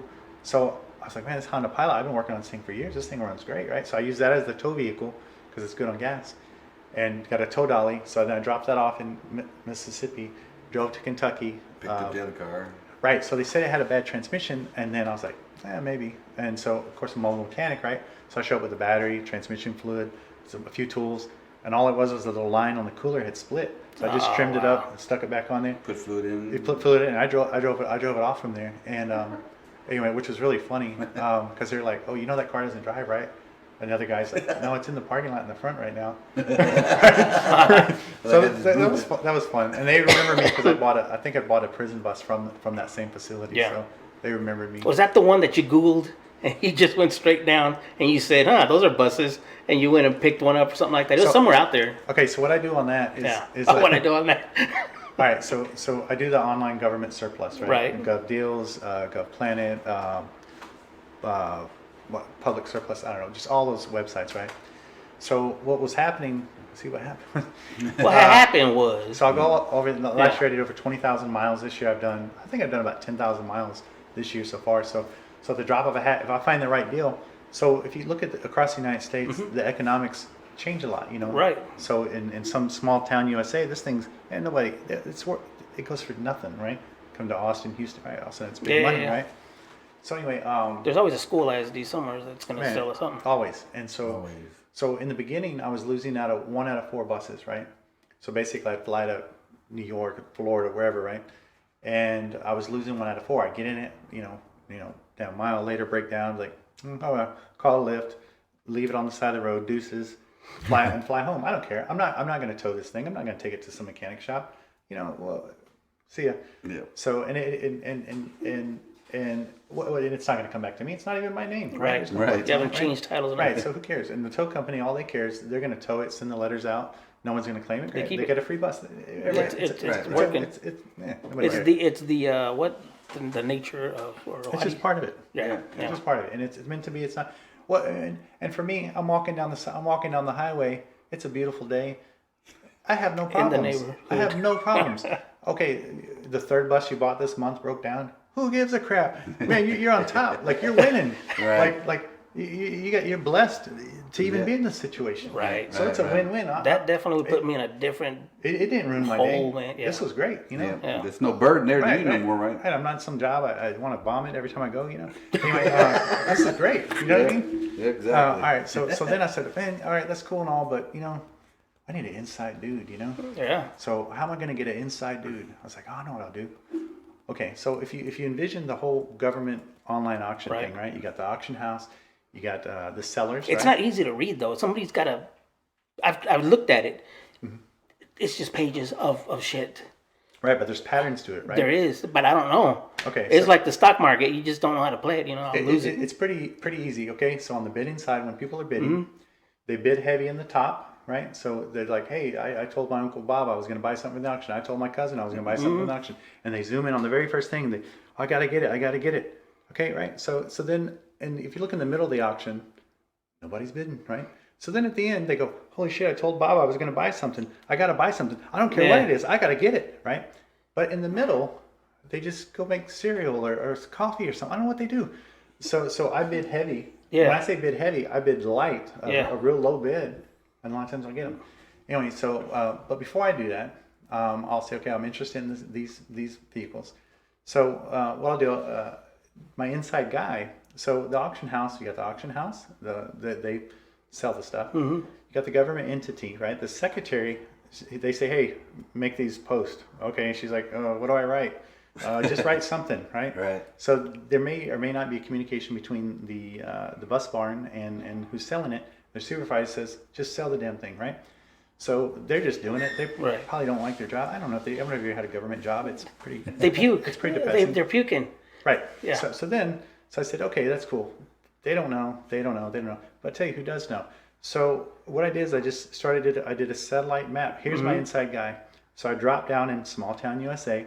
You can see the buses from space, right? They look like little Tic Tacs lined up, right? So you just drop down street level. Oh, there's the number. Call them. Hey, how you doing? I like saying I'm Donnie from Texas because it's ridiculous. And they remember you though, right? Yeah, they do. They're like, oh yeah, Donnie from Texas. Like, who the hell is this fucking guy? Yeah. Yeah, I was interested in Donnie bus. buys. Yeah, right. 804 and 805. Can you tell me about it? Those mechanics have zero filter. They don't have any skin in the game, and they don't give a crap. Yeah. And they'll tell you So it's straight. everything. They'll tell you straight. What's cool? I've never lost a bus since I started doing that. Oh, really? Yeah. Wow. Inside. And it's so easy. And, So you- and that's my inside guy. So you dropped off inside guy. Google the mechanic. Right, the Well, mechanic. yeah, if you just tell them that bus number, they know. Yeah, they know exactly. So Donnie from Texas takes all right, so go the to, car. You drop off the car. You go. That's Go- how you go to picked up the Kentucky. bus. Yeah. All right, in Kentucky. Yeah. It's Kentucky. So we're in Kentucky. So then I told the guy, hey, I'm going to come look at this Challenger Right. in Virginia, right? Right. So man, I'm excited. I got this red Crown Vic. I don't care if it has plates, right? Just man, free tolls, right? Just hit the road and head to Virginia, Free tolls. right? Free tolls, yeah. And so I like the way his world works. so- I'd rather be in that one. So I head to Virginia. I meet the guy at a gas station. He has the car. He pulls up. Well, I start talking to him. You know, he has a real nice guy. I like the guy a lot. Real nice guy. And older. He used to have car lots. He's an old school hustler. That's cool. So we're talking. It's like, hey, what gears does it have? Right. He goes, I don't know. I said, okay. What do you know the transmission? I don't know. I can see, the trunk pan's been replaced. Did you do that? Oh, I don't know. So I get to talking to him. He doesn't know anything about the car. He probably just bought it for who knows what. Right. And then, I have a good poker face. I can be very excited inside, and outside I got guy resting bitch face, right? Which is fine. It works. It It's gonna works, work, yeah. right? So finally, you just start saying, I'll take less. Do you point out defects while you're Yeah, hunting for but they're trying to honest. get the car? But they're honest. Okay, because there's a guy we know. He says he just turns around and lets you talk, and then he finally turns around. And he's like, "Yeah, the price is that much," and it works for him. That's how he's using your. Reverse psychology. It's reverse, but it works for him because he's the seller. Now you're the buyer, Right. so your instinct is to already know what's happening with the seller, get to understand the seller, so that you can get one-on-one with him. and Eventually, the get seller, something. if the seller's negotiable, the seller will tell you. Yeah. Especially if you're just like I look. Like you'd rather be anywhere else than looking at this piece of crap. Right. You know what I mean? Like, Yeah, like And I got a you're pocket full wasting of, my time, man. right. I got a You're pocket wasting full of my time. money, but I'd rather not be here. There's Right, plenty of other fish right. out in the sea, So which is totally not true because I'm like really excited. But he, He bent on the price, I'm assuming. he did. He agreed. I think he would have taken less, but at the same time, I didn't want to cut this guy down because You wanted to it's cut just it. not the right thing. Right. I do want him to be profitable. I want him to be Right. successful. I want him to make his money. I'm not trying to just Right. be that guy. I said, yeah, if you'll take 20, I'll do 20. He goes, yeah, I'll do that. But he said it real fast, so I was like, damn it, he would have done it. If I had said 15 Say or 15. 17, Yeah, he would have done Hey, it. should I'm gonna insult this guy. I'll take Right. that. So I said, Yeah. I didn't bring the cash with me. I brought 1,000. I said, I'll give you 1,000 cash right now, and if you'll give me 30 days, I'll come back in 30 days. And he goes, well, do you want to write a contract? And I was like, no. I said, if your word is good, then I have nothing to worry about. Yeah. If your word is crap, I might as well take that contract and wipe my butt Right. because that's about what it's worth, and I'm not getting my $1,000 back. Right. But I said, if I'm not back in 30 days, I die. I ghost you. You got $1,000? You keep the $1,000 and enjoy it. That's true. And he was really pretty shocked. That's it's the truth. that's what's going to happen. Hey, I found another the car. truth. Fuck the Right, $1,000. right, it's the truth. So, but I did go back. I went back 3 weeks later. I tow dollied it back. I disconnected the drive shaft and tow dollied it back. So got it back. It's actually nicer. I think I really did put it down when I was there. But when I picked it up the second time, it was nicer than I remembered. So Wow. yeah. So did it have the stripes already on it? Were you putting stripes on it, or you were taking them off? No, the stripes were purple to match the wheels and to match the trim around the tail lights and to match the Damn. the bump things, whatever the hell you call those things, the bumper guards. Purple? Those were purple. Wow. And I was just like, Somebody did something. somebody had their own idea. Right. I couldn't. I was so desperate to get those out. When I got home, I sanded them off. After driving 20 something Oh, hours. so it wasn't a decal; it was paint. It was painted on. Ooh, that's nice. It was worse, right? Damn. So I got a sander, sanded off. I got those turbo cans, you know, and I just painted. It looks, you know, it looks as good as as a spray can job. From a distance, the farther you get, the better it looks. It looked great in the photo. I mean, yeah, shit. the photos, right? Just tweak the lighting a little bit, you know. But I got my RT hood. I got all the emblems. Got all the, you know. It'll be an identical build to the 71 Vanishing Point car. Oh, so was it 71? I thought it was a 70. To the 70, the movie from 71. Okay. So this is 70 Challenger. Yeah, it's a Okay. 70 Challenger Okay. from the movie. So it's come along good. I'm excited. And you found a 440 for it already? Yeah, I found a 440. It turned out it was an RV motor. Guy wanted $500, complete, all the brackets, everything complete, top to bottom. It turns out I got lucky. This is just luck. Yeah. It was a steel crank motor with 440 6-pack rods in it from the factory. It was an older RV. Yeah. You know, so They were heavy duty back pretty then. awesome for $500. So it's got the good heads probably and all that. The heads, I'll put aluminum heads. Oh, Yeah, okay. I'm a firm believer. Now, in you're that. going to is it an automatic car or a standard car? Or? It's an automatic Okay. car right now. You can buy the kit depending financially. You can buy a kit for $7,000. There's a company that makes a kit, 5-speed conversion, all your pedals. You got to modify the tunnel a little bit, but it's a hydraulic setup, so you don't have to do the other little pivot for the arm and all that. But it has the console, the different 4-speed console. Right. Oh, wow. It has a 4-speed. It's everything. That's everything. It's That's everything. So You can't beat that. Now, Yeah, for you going to put $7,000. a Dana 60 in it in the back? Or I don't know. I don't know what I'm going to do. The 8 3/4 is okay. did the leaf spring change? Did the leaf spring count change? Or is it just, what did Mopar do back then? I know that don't some of those cars didn't even have, Definitely the Dana 60 would be a nice yeah. upgrade. they had like a pinion snubber on top. That was about it. Yeah, I remember that snubber on top. Yeah. I'm a big fan of the 9-inch, but for that car, but Dana 60 would be the right one. But honestly, man, I know this. I'm at age now. Man, I just want to burn some tires. I bought the polyglass tires. You know how they? Oh, wow. You know how they squeal? So you're going to get on the street. You know how I know Yeah. it's going to drive horrible. It's going to handle horrible. Right. That's But- simple. But I don't care. I just want to hear those tires squeal, like from the 70s movies. you Yeah. know? I just think that's so awesome, man. And I just want to smoke some tires, Like, I'm not going to go out there and be the fastest car. It's not that. It's not. I just want to smoke the tires, And it's going to do it. You want to do some of those donuts on some side road Yeah, somewhere? it's going to do it well. It's gonna I'm be excited. yeah. I already Well, got- we're gonna have to go take some video of it's that gonna- one. yeah, they got the remakes. Already got the tires. Got the remakes of the 50. Really? You already put them on, right? No, I haven't. Not yet. I- Okay. they're in my living room. Okay. Oh, you're staring at them still. Two's in the Okay. living room and two's in the garage. But surprised my wife hasn't said anything. They won't get weather cracked. No, they won't. But they're the original. What would have come in the car? So visually from the outside, the car is gonna be amazing. Oh, wow. It's gonna be amazing. So did those have that, if I remember that movie, they had like the Keystone wheels, right? Those, No, it was also- well, they were the original. Mopar the rallies. Steel, Yeah. steel Yeah. wheels, okay. Yeah. Yeah, which I got all those. Yeah. They weren't that expensive. Got the new center caps and new everything. So it's not that expensive per se. I try to hunt it, try to get used. Tires You came can't out of find what, the Coker or something like that? A lot of places are out of stock. So I had to get 2 from Jags, 1 from Coker, and 1 from somewhere else. Damn. Yeah. Every time I order tires, there's always one tire that comes missing, and then I have to go hunt it down. tires- They'll give them my money back. Basically, at this point where your car is getting, I guess, is it at a point where You're bringing it back together. you're putting it the back way you together? want, the way your The way I vision want it, was. right. Yeah, right. Yeah. So going from there, what's your plan for that car? Like, as far, Yeah. when you do get it going, like, are you gonna keep it? Is this something Keep that? Is it for movies, or are you going to try and get something? I'll rent it out for movies Yeah. if they want to That's put what it in the a flavor production or is like. something. Yeah. Okay. Yeah, sure, absolutely. Yeah. That's, Okay, so you're working on that car. Your 69. Mustang. Mustang. That's kind of like your Eleanor, because I haven't seen you do something with that big nasty boss motor. It's been out of sight, out of mind. Yeah, It's in a shipping container, and there's so much else going on. It's committing the time to it.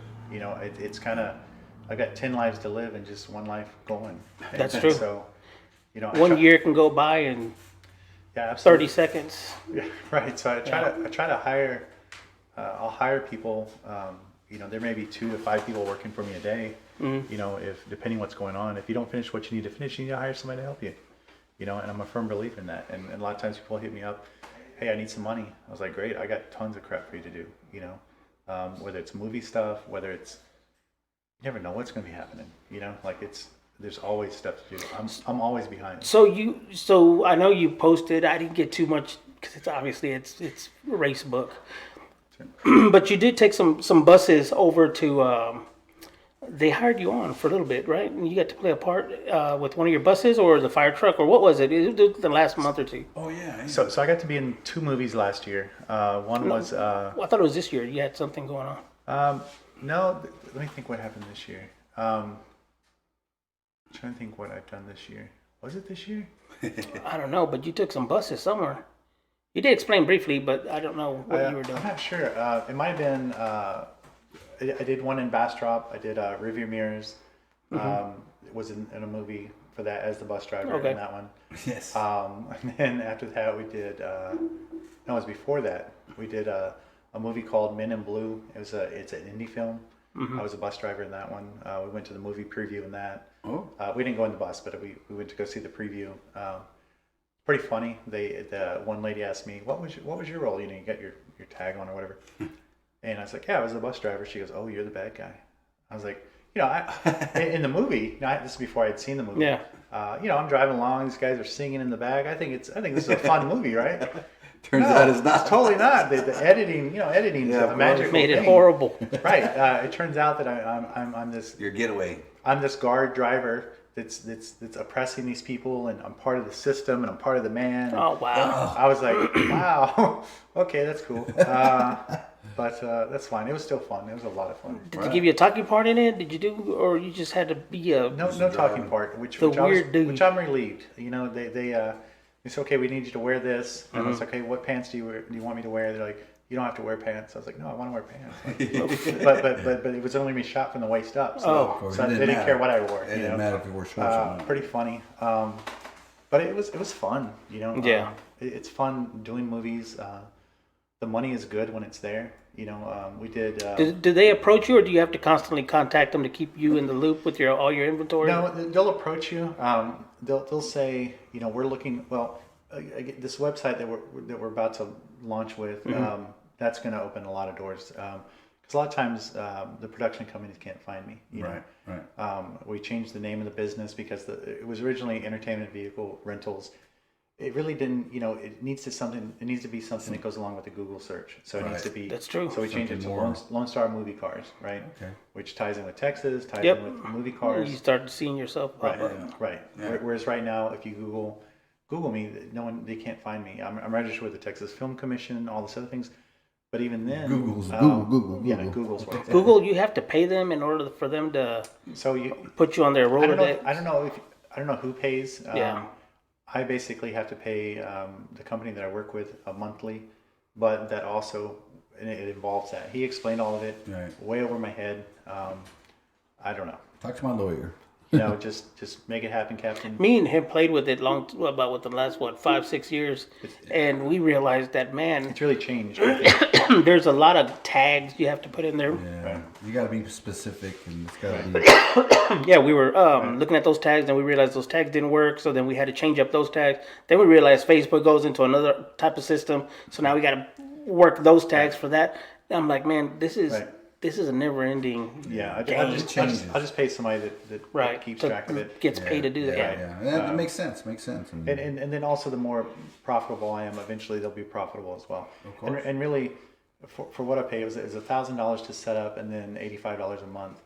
But in reality, if I do one rental, will pay for it. Yeah. So what do I care? If the one money wise, renting a bus, like say the rearview mirrors, right? It's hard to find a city bus. It's almost impossible for production companies. School buses are difficult to find. Prison buses are impossible to find. I'm the only person in Texas that has. So, how many prison movies? Do they make that they need a prison bus? So, quite a few. You got I watch not necessarily movies, but like sitcom or like TV. Right, like the HBO Love and Death. Right. They probably do a lot of Prison bus. Yeah. Prison bus, right? The prison bus in that is my prison bus. Wow. So, and they did a 2-week rental. That was great. I bought the bus in Florida. Mm-hmm. Basically, one of the guys that he finds vehicles for production companies, right?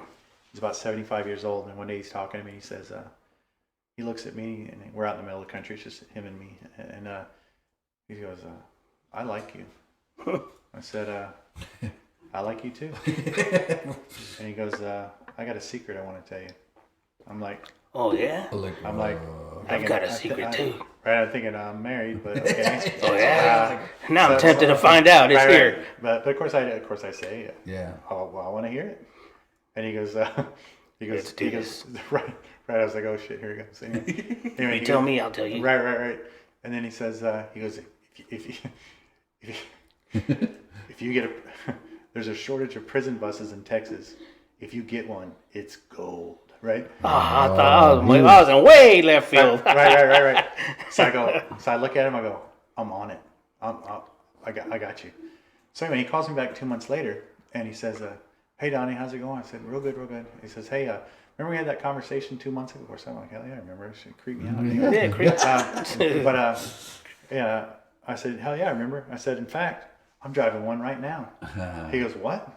I said, "Yeah, man, I told you I don't mess around." I said, "I'm driving one, and I got one sitting in my house." Wow. And he goes, "What?" I said, "Yeah, man." He goes, "You have any pictures?" I was like, "You damn right I do."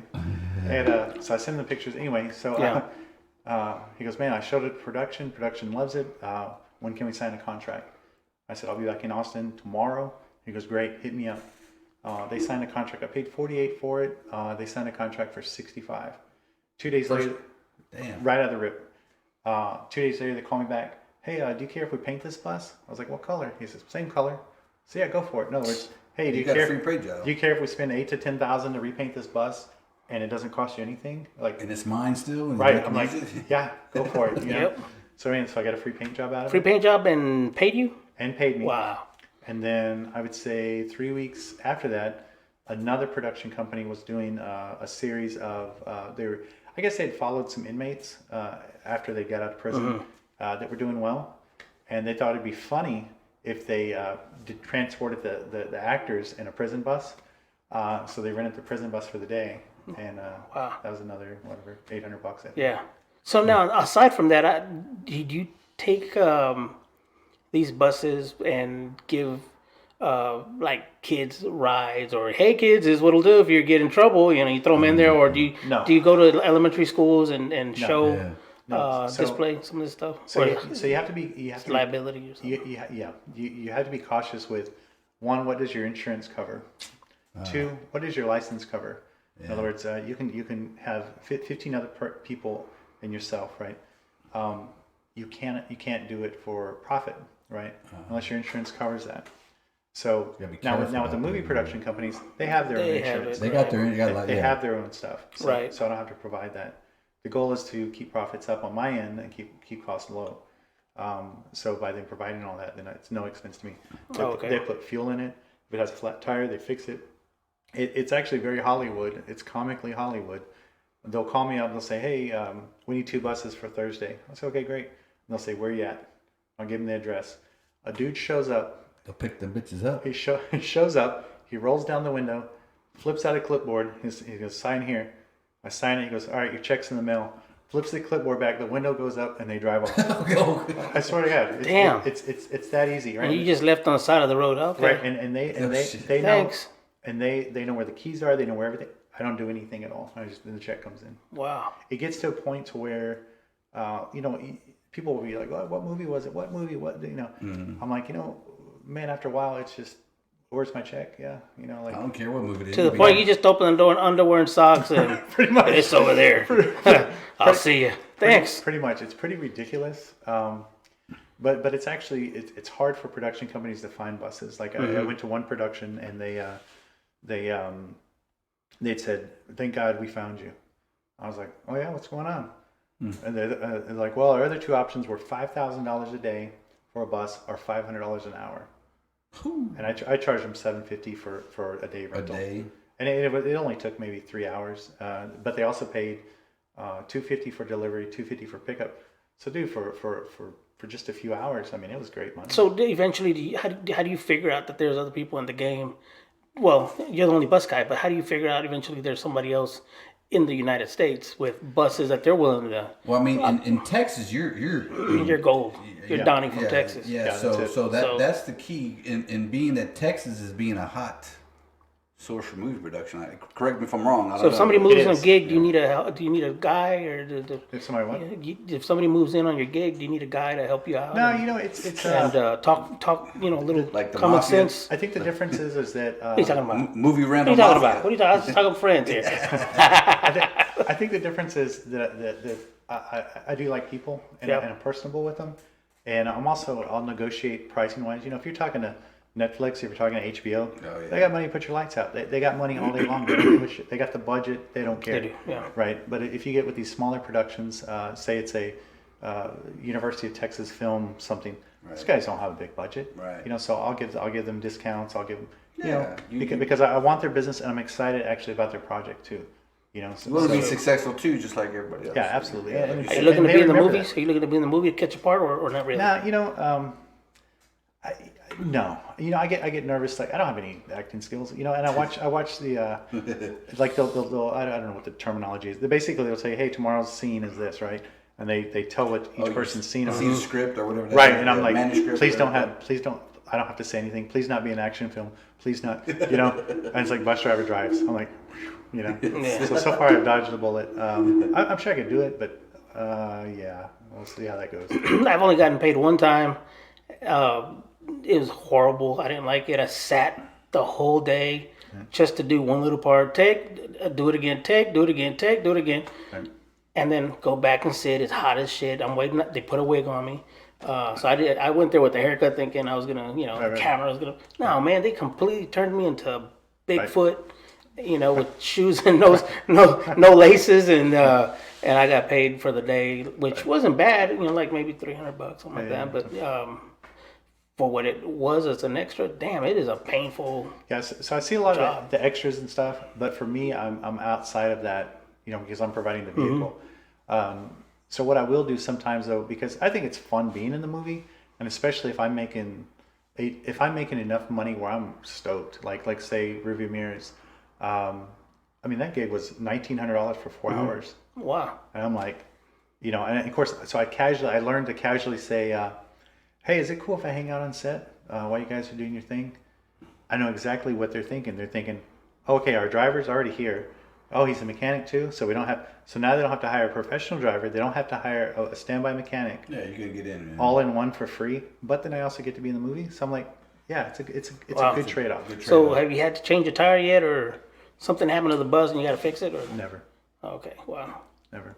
Buses are pretty dependable. So if a lot of people get freaked out about the thought of jumping into this, 20,000-30,000 pound whatever vehicle. But you got to remember, these are fleet maintained. Right. They're meant to cover some miles. Right.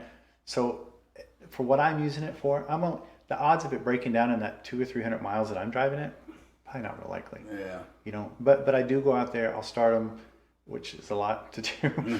I'll go out there and I'll start them. I might drive them around. I'll move them around. Make sure they still run good. Make sure there's no weird sounds. But for the most part, they're maintained. They're Right? tanks, Yeah. and they are tanks. The oil change, you're not going to do the oil change probably in the life that you own that thing. Wow. Because you're not putting no miles on it. You're not. You know what I mean? Yeah. It's pretty carefree. So what's the count now? So I was up to 16 buses. 16 buses. 16 buses. Can you hoard 16 buses at your place? Oscar said, hell no. 16 buses, 3 fire trucks, that big military truck, that big army truck, The Rambo truck. the Rambo truck, right? It's bigger than Rambo's truck. It's bigger than Rambo's truck. That's right. Yeah, it's super Rambo His was truck. a deuce and a half, and this is a 5-ton. And if you saw them side by side, they're like a mini truck versus a F-350. Yeah, or it's whatever. like Rambo X. It's crazy, right?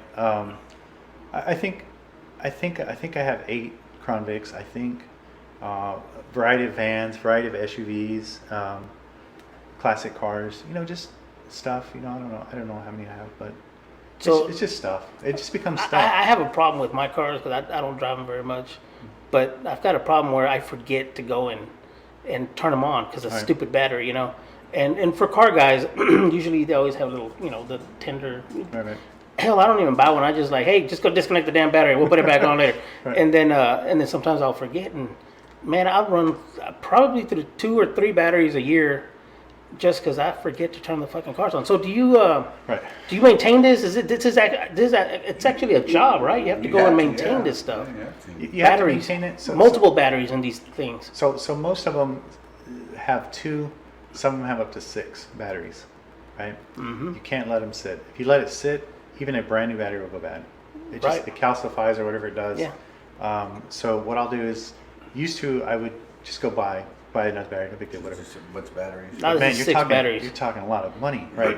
So now what I do is I have less batteries, and then I do maintain them now. I do take them out. I do charge them, and then I swap them. So if I'm using this bus more, I use it in that bus. But then I'll take them out of that bus and put in this bus. Swap 'em around. One, it saves me money. It's like, hey, look, if you can swap these for, it's $500-$600 for 15 minutes. Dude, do the 15 minutes. Don't go spend $600. You know? Right. So I'll do that. So I started doing that more. Yeah, and now I stock a bunch of batteries. Wow. Because I have shipping containers. You know, Yeah. like 5 40-foots. And, Yeah. so I'll just stick them in there, and then I'll just pull them off and rotate charging them, and just So I'm being more thoughtful now. It's turning into a job. It's not that bad. No. No, it's not that. It's pretty. It's not that bad. It's pretty carefree for the most Yeah, the part. worst thing it is like when I'm, you ready to go to an event? Yeah, sure. And then that night, I get in the car. I'm like, man, I haven't been in this fucking car. This is badass car. I don't know why I don't install my heads, and I don't know what the hell. Man, why do I not mess with this car? Then I'm like, well, I'm gonna take it to the show tomorrow.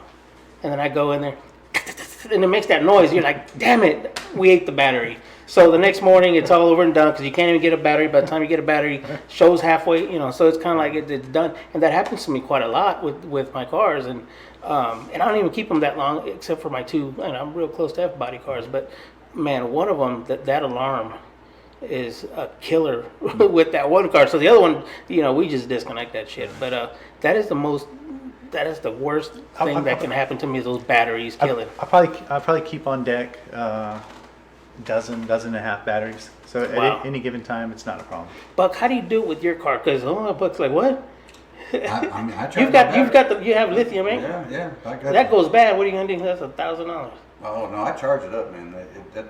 I say that I've had for almost 2 years, and I can leave it disconnected for like, because that's the other thing with lithium. With the thing that was going on with lithium a couple years ago, I disconnect this. Everything I do, I disconnect it. Then I just put it back on, fire it up, and then about every 2 weeks I'll charge it up. And like with all my other trucks, I mean, I got like 3 trucks. Yeah. And if I'm not driving that one truck, my S10 the whole lot, I'll go out there and start it like every week. I'll just start, let it run, Right. like battery charge. So, I mean, I just know something I don't have about a problem. fuel injected cars, the computer, something always trickles a little bit Well, of I mean, battery. it reset, when the battery goes dead, it'll reset everything, and you gotta go back and let it relearn. And Yeah. if you try to take it to, because I've done it before, I disconnected my battery on my S10 and like for like 6 months, and then like when it was time to go get it inspected, I'm like, oh shit, put it back on, let it run for like a couple minutes, and try to go take it to the. Don't work. Oh, there's no codes on here, bro. You gotta So come I back. gotta drive it for 100 miles, and, so it'll reset everything. So that's annoying too. But yeah, you got to keep your batteries, man. I'm not all about it. Particularly now, if you go back 3 years ago, you can go get a nice, decent battery, like $100. Right. They're fucking $200 now. Yeah, they're expensive. So to maintain your batteries to save your money. Yeah. charge the So battery. so this is why I ask these questions on this podcast, because it's stuff that people don't know. If you're not big into cars, if you maybe just have one car, you don't encounter these problems. Right. But this is what this podcast is about: is to ask the questions that nobody really does ask. And I'll always ask a strange question. I'll throw you for a loop, and Yeah, that's good. you'll answer them. You'll answer them, right? But this is Donnie's buses. You're talking about But like his multiple like, stuff. he got his bus can have 2 to up to 6 batteries. Yeah, So, for you guys to have a dump truck, you know how many batteries you got. Yeah. There's a Greyhound bus, a few Greyhound buses. Yeah. This is a lot of battery, a lot of juice. That's a lot, A lot of juice, man. So especially big Detroit 60 and all those big engines. Those big coaches. How much is one of those batteries you run? They're not bad. You can. So if I got a batteries plus, you can buy the. like a deep cell or whatever. Yeah, you can buy the it's a Group 31 with a Right. little post. $119. Right. Yeah. So, but $600. For 6. Yeah, but a friend of mine, normally you're only gonna. So what you'll find is that say if you have six of them connected together, all of a sudden it's draining. Right. you're gonna find out there's probably only one, maybe two batteries that are actually bad. Yeah. So what they'll do is it's kind of like a water level. You know, Right. it's gonna bring it down to its lowest one. Right. So you just test each individual one. Check the level. Yeah, change out those two. You're good. You're good to go again. Yeah. Yeah, one battery, two. Yeah, I can bring down that whole series because they're all tied in series. Yeah, but I also have a battery tester, so I'll test them how many cranking amps that they have. Then I have a paint pen and I'll just mark them. So then I'll match all the batteries with the batteries. You know what I mean? Gotcha. So if there's 600, I'll put two 600s together. I'll put two. Otherwise, they'll fight against each other and drain each other down. Right. Interesting. Yep. So, moving from that, Yep. because you're a Mustang guy, Oh, that's what I'm talking about. Toilets. we'll get to that one. We're gonna get that one at the Mustang, he was end. talking about You had Mustangs. Yeah. I've seen you buy a few. Yeah. 5.0. Have you tried going into getting some DPS Mustangs for movies? Is it a big thing? I know a guy or two that has one. They got the light show going on and all that. Yeah, Have you tried getting into that? Is it just they're too hard to find or don't care to duplicate? Never had anyone ask for one. Really? Yeah. Most of the time, where's your little niches? Not little. Your specialty cars. Things I really like too. I like the DPS cars. I like that's what my Mustang was. I've owned, I think, 2 of them since then. But it's. Did you keep them or sell them already? I still have a coupe, but it's not a DPS coupe. Okay. Yeah, I have 2 coupes right now. I have an 84 and a 93. But they're just back burner projects. Okay. The 93 is the one I saw. That's a blue or black or something? Black one. Yeah. Yeah, that's a nice Black one. coupe. That's a nice little coupe. Yeah, I bought it out of San Antonio.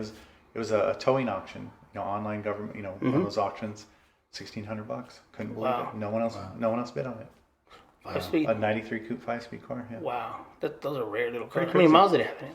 I don't know. A million. Who knows? I don't Yeah. know. They drove the shit out of that one. They hammered it. But they still turn on, they smoke a little, Right. and then put some nitrous on it and they still haul ass, right? It's pretty funny. Yeah, it's funny. That's the way they work. But yeah. But they don't really ask for them. If they'd ask for them, sure, I'd get them. But They're not a hot commodity. I they're guess. not. Yeah. I like them, and there's people that really love them. There's people on this podcast are going to hear this, and they're going to be like pulling their hair like, shit, he's got a real 5-speed one. I really want that. Well, well, people want He's it. got a coupe. He's got a coupe. Yeah, I know. They're out there. There's those You deals. can convert it to an LS. Right, okay. Bunch of LS Oh my gosh. potheads. Yeah, I can't do that. They want it. Convert it. I can't do that. Yeah, that's just. That's just not my thing. I think if someone else is doing it, hey man, it was probably more than that car was ever going to be anyway. More power to you, But Right. but it's not my. I would never do it. It's just not. You can do it, but it's not my thing. I'm a Ford guy, Right. And it's just that's Right. the way I was raised, Of course. And Yeah, there's the diehards that are diehards, and you'll go find those period correct or, motor trans combos, and bam, they're worth some money. Yeah. To people, and to like I said earlier, people who want a specific car, Yeah. they're gonna find it and they're Yeah. gonna get it, and they're out there. It's just you gotta find it. Right? People always say this is hard to find, or man, that's pretty Right. rare. That's hard to find. It's out there. It ain't hard to find. The money's hard to find to buy Yeah. that crap. That's what's hard to find. You can find it. Right. It's the money. So, real quick, Yeah. that Challenger, Mm-hmm. you said it basically ended up free. Yeah. All right. Why? Well, because the Chevelle, it was That level there. because the Chevelle. Because the You Chevelle, made your money on it. I pulled Gotcha. I pulled 25 off the top on the Chevelle. So then the Challenger was 20, and then 5,000 for those tires. Those Right. those tires are $430 a piece. Yeah. Jeez, But it made the sale of the car, or it attracted somebody to it, The Chevelle. with those red lines. Yeah. Oh yeah. Yeah. Those were $2,000 for the wheels and tires. Right. Those So- are expensive. The 14s, you bought them in 14 or 15? No, 15 for sure. 15. 14s were getting hard to find. Again, they have them, but 15 would have been more Right. appropriate. Well, actually, it would have been 14s actually originally. I think. That would have been original, yeah. But 15, it fills the wheel wells out Right. better, and the average person would never notice. They're not Right. They're worth for. And the car was a clone anyway. It was Oh, a okay. tribute car. Okay. So at Yeah, that it point, didn't matter. Yeah. now if it was original, I would have went 14s. Okay. Yeah. So still shoot. So last, you have a photo with a bunch of kids, stainless steel kids in the back. They're toilets. Yeah, the toilets. These are the prison toilets. Yep. And you bought I forgot the count. What was the count when you bought I them? think 137. I forgot to 132. Did you buy more ever since then? No, I haven't. You made a garden out of them. Yeah, that's what I call it. Just because it looks Flowers like, are growing it looks like a garden. out of it. Yeah. That's pretty cute though, because you've got them all set up and little flowers coming out. So where? Okay, so How'd that come to be? that, but so why would I go on eBay and say, "Holy shit, there's a toy that I've been wanting," Yeah, absolutely. and who's gonna buy one? Somebody's not gonna buy one. They're buying. Not true. Wow. Yeah, not true. Would you put one of these in your restroom? I mean, Have you sat in one of those? no. Have you sat in one of those? That's You know, not. so like Absolutely. when you go to when you go to when you go to the Yeah. parks or something, They're they there. have them there. They're there, stainless steel. I mean, yeah. So So I mean, I guess to your point. who's the customer? What's the reason? What was the reason for purchasing What 100 kind? plus? Oh, I can tell you. Go ahead. All right, so if you look at kind of the stuff that I do, I'll focus on things that are in demand, Right. that there's not a lot of people doing.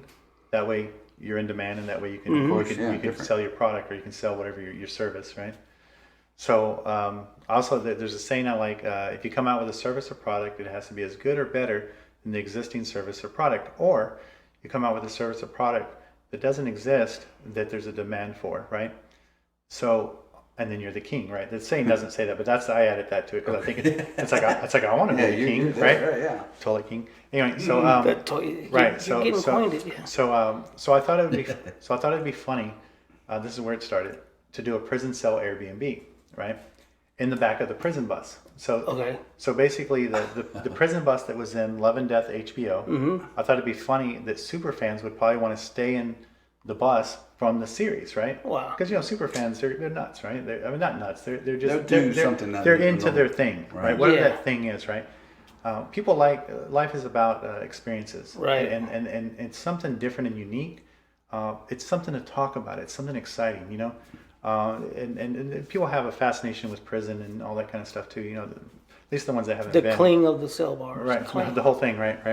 Get me So, out. so Get me out. right. So in the back of that prison bus, Yeah. basically we're converting it to a prison cell. The 2 bunks, the itchy blankets, the Bob Barker wow. shoes, the bars. Like it is a prison cell, right? I want to give them the whole experience, the shank tooth proof toothbrush, the whole. I'm gonna give them The tattoo machine. whatever. I want to do the whole thing, right? Bussin', like they say on, Right, that's right. on The Instagram. Make little- some right, the gel little- food right, and the shit. little- Gel right, Twinkie and the shit. whole thing, right. Yeah. And so what I needed was a prison cell toilet, right? It can't be a legitimate cell without a prison cell toilet, right? It's not going to function. Right. It's just a prop. It's just Right. right. So I started looking for these toilets, right, as we all do, and brand new, they're $3,000 a piece, right? So I said I'm not going to do that because I like having fun. My number one goal is having fun, and if I can make money having fun, that's a win-win. Wow, well, $3,000 would have killed that little. It would have killed brain. it, right? Yeah. And if I don't make any money, I had fun, So then I said, okay, I'm gonna find a used toilet, right? No problem. I'll scrub it. I don't care, right? It's stainless, The cheapest one I could find, this was a year ago, was $1,100. Local pickup in Iowa. There was one left, right? So this guy's been selling them for $1,100, right? I said, well, I'm not gonna drive to Iowa for a damn toilet, right? I said, no problem, right? So what I'll do, $1,100 and drive back with a damn toilet on top so of your car. what I'm going to do is I'm going to find anything paid for by the government is sold by the government, right? Through these auction websites. Somebody's gonna have which a I'm good at, toilet. which I'm good at those because I'm good at them. No problem. I'll just find a prison that's closing down. I'll buy all the toilets. Sure enough, just south of Dallas, there was a prison that was closing down, right? You can't buy one. You got to buy them all. Okay, well, let me back Well, up. that can't be good news. The prison closing down. I'll back up just a little bit. So when you Google, as we all do, used prison toilets, right? They're on the computer. They're everywhere, right? Man, these no problem, right? Yeah. Okay, so I start calling them. Hey, how you doing? I'd like to get one of your prison toilets. Yeah, we don't sell them. We rent them. What? I was like, I don't need to rent one. I need to buy one. Yeah, we don't sell them. Who the hell's gonna? That gave you the cling. So then, Yeah. I called 2 other places. The same thing. We rent them. We don't sell them. I'm like, hold up, what's going on here, right? Yeah. There's a prison toilet shortage in the United States. What the Right? freak? There's no other logical conclusion to what's going on, right? So I said, no problem, right? So That's just a lot of ass going around. Right. That's what it is. Right. There's a lot of ass and not a lot of holes to drop. so Some then shit. Something's not so happening. then There's some shit, man. so the prison was closing down. They had 137. Yeah. To put that in perspective, that's 4 40-foot shipping containers of toilets. It was more than I realized, right? But no problem. So I took two school buses, which are the same size as a shipping container, took all the seats out, got my little crew together. We drove to Dallas. We loaded 2 buses. 2 days later, went back, loaded 2 So more that's buses. that picture. Kitchen. So that's how I got the toilets, right? Wow. Okay. So I got 137 toilets. So if we do the math on it, I spent $12,000 between fuel, all these toilets, help, whatever, $12,000, right? No problem. So then, so I think the math comes out to $87 a piece in them. Okay. Okay. So I say, okay, I'm gonna reset the national. We're gonna get them broda kids. We're gonna get them broda kids. I'm gonna reset the national market Yeah. on prison toilets. I'm gonna ask $650, which is a bargain, right? That's almost half of what the other guy's selling for $1,100. Yeah. So in local pickup. You're making margin right off the bat. So then I Donnie from Texas. So then that's right. So then I'll put I think I bumped it to $380 shipping, right? No problem. People paid it, right? So I ended up selling.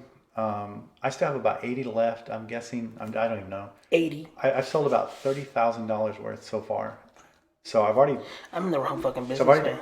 but in the end. What are we doing here? Stainless Podcast? steel. But in the end, I'll Yeah. clear between 70 and 75 profit on that, on toilets. How about that, Oscar? Yeah, on toilets. So I recently went to LA, right? I don't know if you saw that on Facebook. Yeah, you did, I had yeah. 3 toilets. I'm driving along, right? So a studio. So who buys them, right? Who the hell's buying these toilets, right? Now there are some strange cases, Little right? leprechaun comes out of a hole somewhere. I've heard 3 times the same phrase. I'm so excited. This is going to complete my room. Ooh. I'm like, so of course I'm seeing the address where Yeah. these things are getting messed. I got to Google it. I got to look at this. And it's all in this real nice neighborhood, real nice. I'm like, man, what's going on inside that Put house? stainless steel. Right. So one guy says, well, I work at the prison, but this isn't for the prison. This is for my room at my house. He just finds them comfortable. I guess, I don't know. The other thing you'll get morbidly obese people that need some weigh strength. 500-600 pounds. Oh wow, so they've broken so the they're commode breaking the before. commodes, right? So Porcelain. right. So the Oh, stainless shit. will support their girth Wow. or whatever, So there's those people. And America is obese in some way or another. Yeah. So it's popular with that crowd. Now, not with me though. I mean, I'm working on it. You know. The main buyers though are these production companies. Yeah. So all across America, there's warehouses like this, but actually inside it they'll have a theme room. It'll be a prison, it'll be an office, it'll be a laser room, right? It'll be whatever. The door slides. It's a freaking. So what they do is they rent that out to production companies. Yeah. Or the production company owns the warehouse. And they make short films, they make whatever. Yeah. So that's how they make their money. So, Damn, everybody's in the gig for something, right? Yeah, absolutely. So this guy in LA, he said, "Hey man, he's like, I need 3 toilets." I said, "Okay." I said, "When do you need them?" He said, "Yesterday." I was like, "Okay." He said, "I'll give you. I think you get $24.50 for 3. I mean, I got what, 200 something bucks in them, right? So I'm like, "All right, bet." So I was like, "I'll bring them to you." So I drove to LA. It was about 50 hours round That's trip. with shipping included or aside? No, I drove. Oh, okay. So you're the shipping. Yeah, I drove because I'm like, okay, Yeah. I could ship it. Shipping's $380 is what I would charge order, $1,200 whatever. So he paid me the shipping too. So anyway, I only spent $500 in gas. Yeah, I had to drive about 50 hours, but it was more than that. It's also networking. So this guy's, he's in He's LA. in connection with somebody. Yeah, he's in LA. Maybe He's meet got his him. own production company. He's actually going to move another location out near Lockhart. So I was like, man, I want to get to know this dude because maybe I can do future business with him. Right. And the more you can network, Of the course. more You that's may going be to looking for something that you can provide. Right, it's going to open more doors. Damn it. So why not? And it was a nice trip. And I'm crazy about. Prison toilets. Well, no. What is that? Roscoe's. Roscoe's Chicken and Waffles in LA. I'm crazy about that place. Like I'm crazy, dude. There's one here off of 183. Nothing like. No. Wow. I've been chasing that dragon for years, trying to get those chicken and waffles just like I like them. Yeah. Can't find nothing. Where'd you first find them? Roscoe's At Roscoe's out there. in Wow. LA. Yeah. Yeah, because I in didn't LA. find that. I'm like, man, I'm Texas. I've never eaten a chicken Chicken and waffles. with waffles. Holy crap, No. dude. Dude, you get. I've never woken Yeah. up and I said, I want some chicken. Yeah, there's a. Give me a waffle. isn't No, there that's another- never happened. Oh man, it's Yeah. it's amazing. Like it's you got to go to Roscoe's if you ever go to LA. Might try that. This is spicy chicken, hot chicken wing. Probably got both. No, what they do is they take chicken strips. You can get it a few different ways, but they dip it in the waffle batter, and that's how they cook it. And then you get the waffle, then you get the butter and the syrup, and it's so good. And the hot Okay, sauce, I'm about to try something. it's like good. It's good. Yeah. So I'll try it. so I was wanting to do that as well, which I did. But it was cool, man. But that. yeah, Tacos and waffles. How about that? Yeah, probably. I think they got. Dip some taquitos in the bag. Better. No, not gonna work. I think I'll they- try something. I think they have waffles Thinking where out they of the box fold it and here. they put chicken strip inside. I think they do that. That's kind of a waffle taco, but so yeah, that's the toilet story. Interesting. So the key, really, a lot of the key Yeah. to it is realizing markets that there's in demand, and so I keep my head on swivel all the time. In other words, I don't have a idea of where you're going to be in 2 years, where you're going to be tomorrow, where you're going to be in 5 minutes. Like for the most part, I have absolutely no clue, and I like it that way. I like the chaos of, but within that, you have in other words. If you have your mind set on this one hallway, this one path, Right. there's a million hallways around you, and you're certain it's going to come down this one hallway. You're really shortchanging yourself. So what I do is I'll put out whatever I want to put out there, and then just keep my head on swivel and see what See how comes it back. works. It might be prison. Like, how did I know I was going to be driving down the road with 3 toilets in the back? You know, like I was like, man, life is weird. I'll accidentally sometimes find myself in those programs, but I never find the angle as to why it felt so good because I didn't know. Like by mistake, I'll find that wave that you're talking about. And so I understand what you're saying, that sometimes like, man, this is just going great. This was a great weekend turnout because you rode the wave. And my mistake, sometimes I'll get into it, but then sometimes I fall off of it Yeah. and shit don't go right because I'm trying really hard to do something on this side.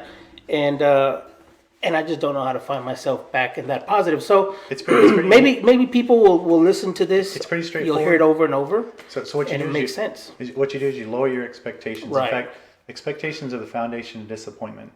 So without expectations, those are set by you. So if you don't have any expectations, You're not gonna get be you'll disappointed. never be disappointed. In fact, you'll find joy in very small things. And when you're overwhelmed with gratitude when big things happen. It's a pretty good Right. existence. Well, this is. I mean, by all means, you're not. You're not like into these millions, but you're very successful at what you've done in a good period of time. You know, you've understood and you've made the right moves to get to where you are today, present, right? Yeah. In toilets, they work. Right. Do you plan on maybe just writing a book, just like we podcast your talk, and then maybe just sell it on Amazon? Because it's good stuff, you know. It's not this is not a fairy tale. This is true. It's working for you. I've seen other people do it without knowing that they're doing something like this, but obviously people are sometimes successful because they find success in a certain way, you know. And I think if you just wrote a book, man, have you thought about that? I don't know. You know, I thought about like, because there's a lot of really exciting things coming up. You Yeah. know, there's with Burt Monroe's great nephew, right? So of course, world's fastest Indian from that movie. Right. All right. So what's neat is that history still continues to this day, right? Right. So I've been in contact with Lee. Lee's talking about coming back to America, retracing some of Burt's stuff, which he did in 2017. Right. He did in 2018. But he wants to come back on his own. I don't know what collaboration they had. I think Indian gave him that motorcycle, Yeah. that 50th anniversary Wow. motorcycle. Yeah. From what I've read, I don't know if that's a fact. Yeah. But he's talking about coming back to America, and if I'm interested in being part of that, or I'm like, damn right I am, dude. I'm like, dude, do you need a bus? Like when you Can we put a bike on the bus? right, totally, yeah, right. And so I was Customize like, dude, I've got this bus with a handicap lift. You could totally pull the bike in. You could have a sleeping quarters. Yeah. You could chill in the AC. You could use it all you want, whatever you want, whatever I can do to help. I don't know if you ever, you probably do because you've been to the Salt Flats. That guy Jocko, did you ever read about that guy?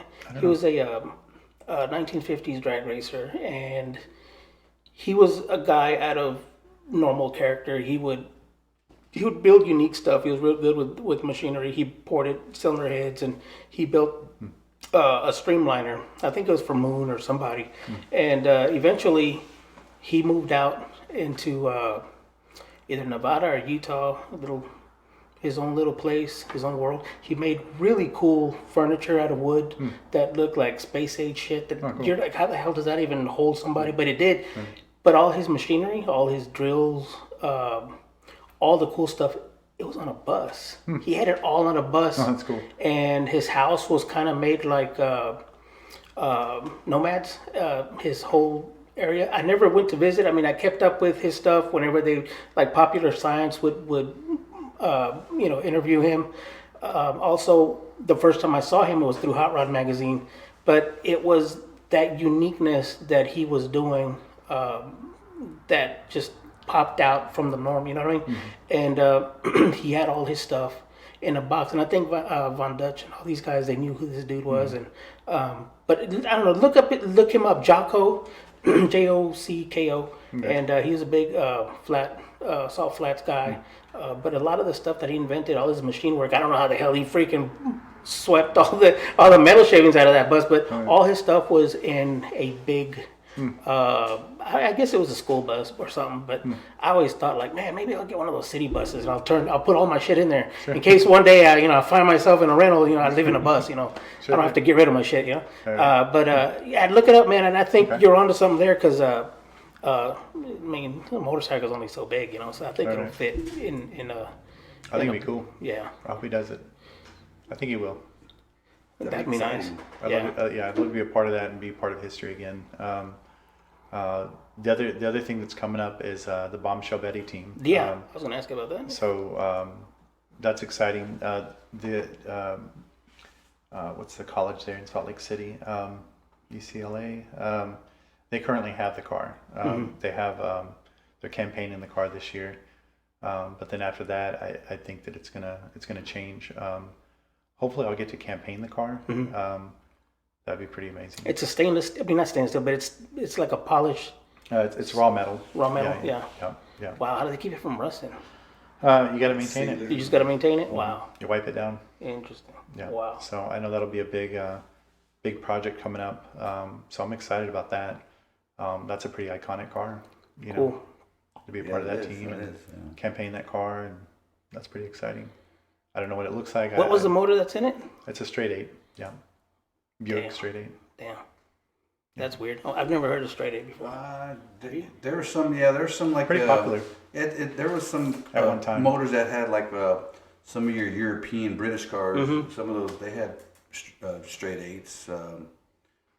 Glenn Machine, he's done a few. That's right. You've always heard some weird stuff. Okay. Yeah, so in the late 40s, early 50s, it was pretty popular. With GM. That's why they had. If you notice, some of those cars they had a long ass run. That's right. They did, right? They probably had straight 8s. So anyway, that's right. So they're a thing. But me personally, I never like. Just maybe a few times, but just touch it. It's yeah, unique. Just touch it. I have one. Oh, you do? Wow. Is it a Buick? Yeah, it's identical to Bombshell Betty. Basically, I'm building the street version. Okay. Oh, gotcha. Of Bombshell Betty. Do they overheat like all the 6s from back then? They'll crack and are they prone to that? Yeah, I don't know. Probably. You'll find out. You'll find out. No, I know. Mine's a body swap. So mine's on. Oh, I remember you. That's right. You got a body going on in your chassis. Mine's on a 2010 L Series Lincoln. Is it on it already? No, not yet. Still working on this. Well, you got the chop down. I mean, that was crazy. And I got the car. Did you get cut anything? I did walking by. I cut my leg. Oh man, you drive. Literally, you pulled one of those. What is it? East Coast. That one show they were chopping bodies and putting Dodge Chargers on them. That's pretty much what you did. It's exactly that. In fact, I watched those videos. Yeah, because it looked gave me the quite idea. possible to so do that. So externally, it looks identical to the old car, but underneath, all the chassis, all the stuff's all modern. I've only seen, I believe it was either an Olds or a Buick, but there used to be a guy that used to come to the Round Rock Car Show way back in the day. It was a primered, 48, 49, had the fast back, had the big visor, but underneath, man, it was like a modern late 70s Buick or something in it. Right. But I'm like, what the hell? The interior it had the 70s dash and it was weird, but it's cool. It's just so you can drive it and enjoy it. You get the look, but then you have the dependability of the newer stuff. Nice. Well, how much time did we do here already? Almost, we got 2 hours in. That's so, ours. Ooh. so until next time, Yeah. right, I enjoy these podcasts because you always learn something new, man, and I appreciate you coming out. Right. and Toilets. Well, we're the connoisseurs now. well, when you asked about the conversation, hey, do you want to come back? I'm like, man, I was just this is why I was calling you, because you talked on it a little bit, and for most people, it strikes a chord, and for other people, it's like, I already do that, or I've never done that. I would never take those risks. That's crazy. Yeah. But I wanted you to come back on because these are the type of podcasts that Car World also needs to hear. Because you're a successful guy in doing what you do, not necessarily street racing, but it applies to the whole thing in general. Yeah. That can make you successful. You have to be able to finance, so the things that you want to do, they take money, unfortunately. Right. And you don't have a job because it's the money, it's the things that you want to provide, whether it's quality of life, whether it's your hobby, right. whether because before this, I remember you had a 9-to-5 job, eating great donuts all the time. Yeah, that's it. And then you one day said, I'm doing my own work. Time for the next thing. What in the world? What's he doing? Why is he doing so? Why does that look fun? You started making it look fun, and I'm like, well, and those are early days of Facebook too. So yeah. So you've been around. Fun is a big focus. Yeah. Money wise, I try to think of money as that there's no limit to money. There's no shortage of money. Right. So if that's the case, which I believe that is the case, right. Then if you can identify certain markets, if you can identify, there's other ways to make money legally, which is really important. Right. Very legal, yeah. And the concept is very similar to the illegal. You find person A that's willing to sell it, person B that's willing to buy it, get familiar with your product, supply and demand. Oh, and there's bad illegal sell guys out there too that don't know what the hell they're doing. They lose out all the time. Right. They end up on a prison toilet, questioning themselves. What how'd I get here? But going back to the car world, sure. You could have been a hardcore street racer right now, waking up every weekend saying, I want to race, because you had a really kick-ass Mustang back then. And you could have been very successful in doing what we all like doing. Sure. But you just found that at some point, you have to walk away to find something that makes you. Yeah, there was a lot going on at the time. I ended up I was going through my second divorce. I didn't have a place to live. And it's like I love doing the car stuff. I had so much fun doing that. That was so fun. Right. But it can be all consuming. And then I also felt like. Is it a money pit? Do you think it's a money pit? It's not a money maker. Right. That's for sure. Because you're always saving for the next part. Yeah, that's how I find myself. It started becoming where I started seeing it as like I just liked having fun. That was my whole. I just like having fun, but it became where it became a money race. Not even so much even a talent per se. It became a money race, and even back then there was a lot of drug money. There was a lot of I couldn't compete with the guys that had that kind of money. Yeah. You know what I mean? Just as a faster guy. Yeah. And so then it just got to it's like, well, kind of what's the point? And then there was a lot of people that got killed doing that. So there was that aspect of it. And then I just I don't know. I got tired of. There's better ways to spend your life other than dusting off a slick. And going down A to B and hoping you don't crash. And it's great. And I still love going. I like going to the races. I love watching that. I still love smoking the tires. I still, love the sound of an engine. I like listening to it if the timing's off or, if the timing's too advanced or if it's running too rich or too lean. Like I love all that stuff. Yeah. But cause you're one and all when it comes to your car. You build it all, Right. And that's how I met you. And that's how I know you. So I always found it strange. Man, what isn't Donnie, building a twin turbo and just, flying down the damn. It becomes to a point where you're like, at what point, at what cost, I think your family can suffer, your relationships can suffer, because you're so focused on building, and building another motor, building a faster motor, getting better rods, getting a better block, getting more nitrous, more turbo. I talked to Mickey Thompson's wife, Judy. She's still alive. Judy, of course, Mickey Thompson was murdered with his second wife, Judy. Right. Okay. Right, but his first wife. Oh wow. His, 2 names. Yeah. his first wife was still alive. When I would work with the Danny Thompson team on the Challenger 2, one of my nicknames, I was the bathroom boyfriend because I would take Mickey Thompson's wife to the bathrooms, because Bonneville was so spread out, right? So and I'd always have a Mustang convertible, so we'd go cruising in the Mustang. It was really fun. But she sat down and she kind of like, she didn't say promise me, but she said, hey, because Mickey was all in, he was all into all in that stuff. Yeah. She's like, don't forget about your family. Your family's important. Right. Don't trade off this for that. And talking with her, that always stuck with me. And of course, by then I'd already slowed down anyway. Right. But then it's like, it's important. Spend time with From her her perspective, she felt the impact. Right. Absolutely. Of who Mickey Thompson right, was absolutely. and what he did. Right. Which is a legend. But it comes at a cost, and really, my family, my wife now, people, there's love languages where people interpret love as different things. One, you spend time, or I don't know what they are, but right. you already spend money on them. Whatever they perceive as being loved. My wife is time. Right. It's spending time with her. So if I'm already working 10 to 12 hours a day, which I'll do every day, I don't care. I'll do it 7 days a week. But it comes to a point where, during COVID, I was working 7 days a week. When the economy's bad, people want to keep the clapped out cars going. Man, if you're a mechanic, you are busy. Right. That's, of course, if the economy's good, you're busy too. But one day she turned to me, she's like, do you still love me? I'm like, are you crazy? I'm crazy about you. What are you talking about? She's like, you don't spend any time with me. That's when you And start like, noticing. Yeah, so I was like, I promise, I'll cut it down to 6 days a week. I'll try to do 5. So lately, I've tried to do 5 days a week. You know what I mean? So, but that's important, and you're not going to get that time back. And hot rodding's fun, and I love the scene. I love doing all that stuff.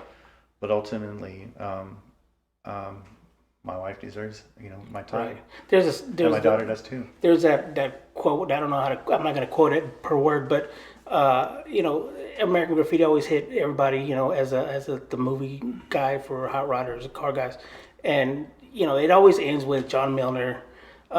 He's going to live his life just that way, and he's got his cigarette, he flicks it. This is my, this is how I'm going to do this, and my car will be in a junkyard, and I'm not going to be that guy because this is the way, like he was in control, but he never realized that it wasn't in the script to show that he was going to become a family man. And as a matter of fact, they have to end him with getting hit by a drunk driver because the legend has to live on, But I've asked him a direct question, and he said, because he was a boxer in true life, and he says, when they gave me that skit, I just played it, and now I'm branded for life as that guy. He goes, but in my true life, I'm, he's had his things, and he's got what is it, arsenic poisoning, whatever. I don't know. He doesn't know how he got it, but anyway, that's what he deals with today. But clearly, what people think of him, he just carries on through his photos and what he posts on Facebook because people like that dude went out being that guy. But in true life, man, the guy was no family, didn't have kids, and it was just him in his car for the rest of his life had he lived. But anyway, that's what legends are. That's how legends are made. They in short, Elvis in short, everybody. So what you hit it dead on, man. So. Thanks a lot, man. Thanks for coming to this podcast. Thanks for having me. Yeah. We always will welcome you to come back appreciate because I know in 6 months you'll have something cool again. Who knows what'll be happening by then? Yeah, we want to see that Challenger in the movie or something. I want to stand there like, we talked about it. That's what we want to do. So that's exactly right. I want to see that Challenger. Yeah, but if you find somebody, man, that's got some, you see something in there. I mean, you want to bring them on the podcast, man, just to say, hey, man, let's go talk. This is what we like doing. Yeah. We like hearing. We're not here for the money. We're not making money. We just want to interview people, and we just, like I said, we just love to hear people's story. I will never be able to afford being a complete dedicated drag racer because, like you said, family always has to come first. That's it. But damn, I would like somebody to sit here once a week, twice a week, and hear these great stories. And Yeah, absolutely. as it turns out, that's how it goes. I mean, we appreciate it, and man, Yeah. everybody be safe. Oscar, appreciate you coming out too and shed some light on your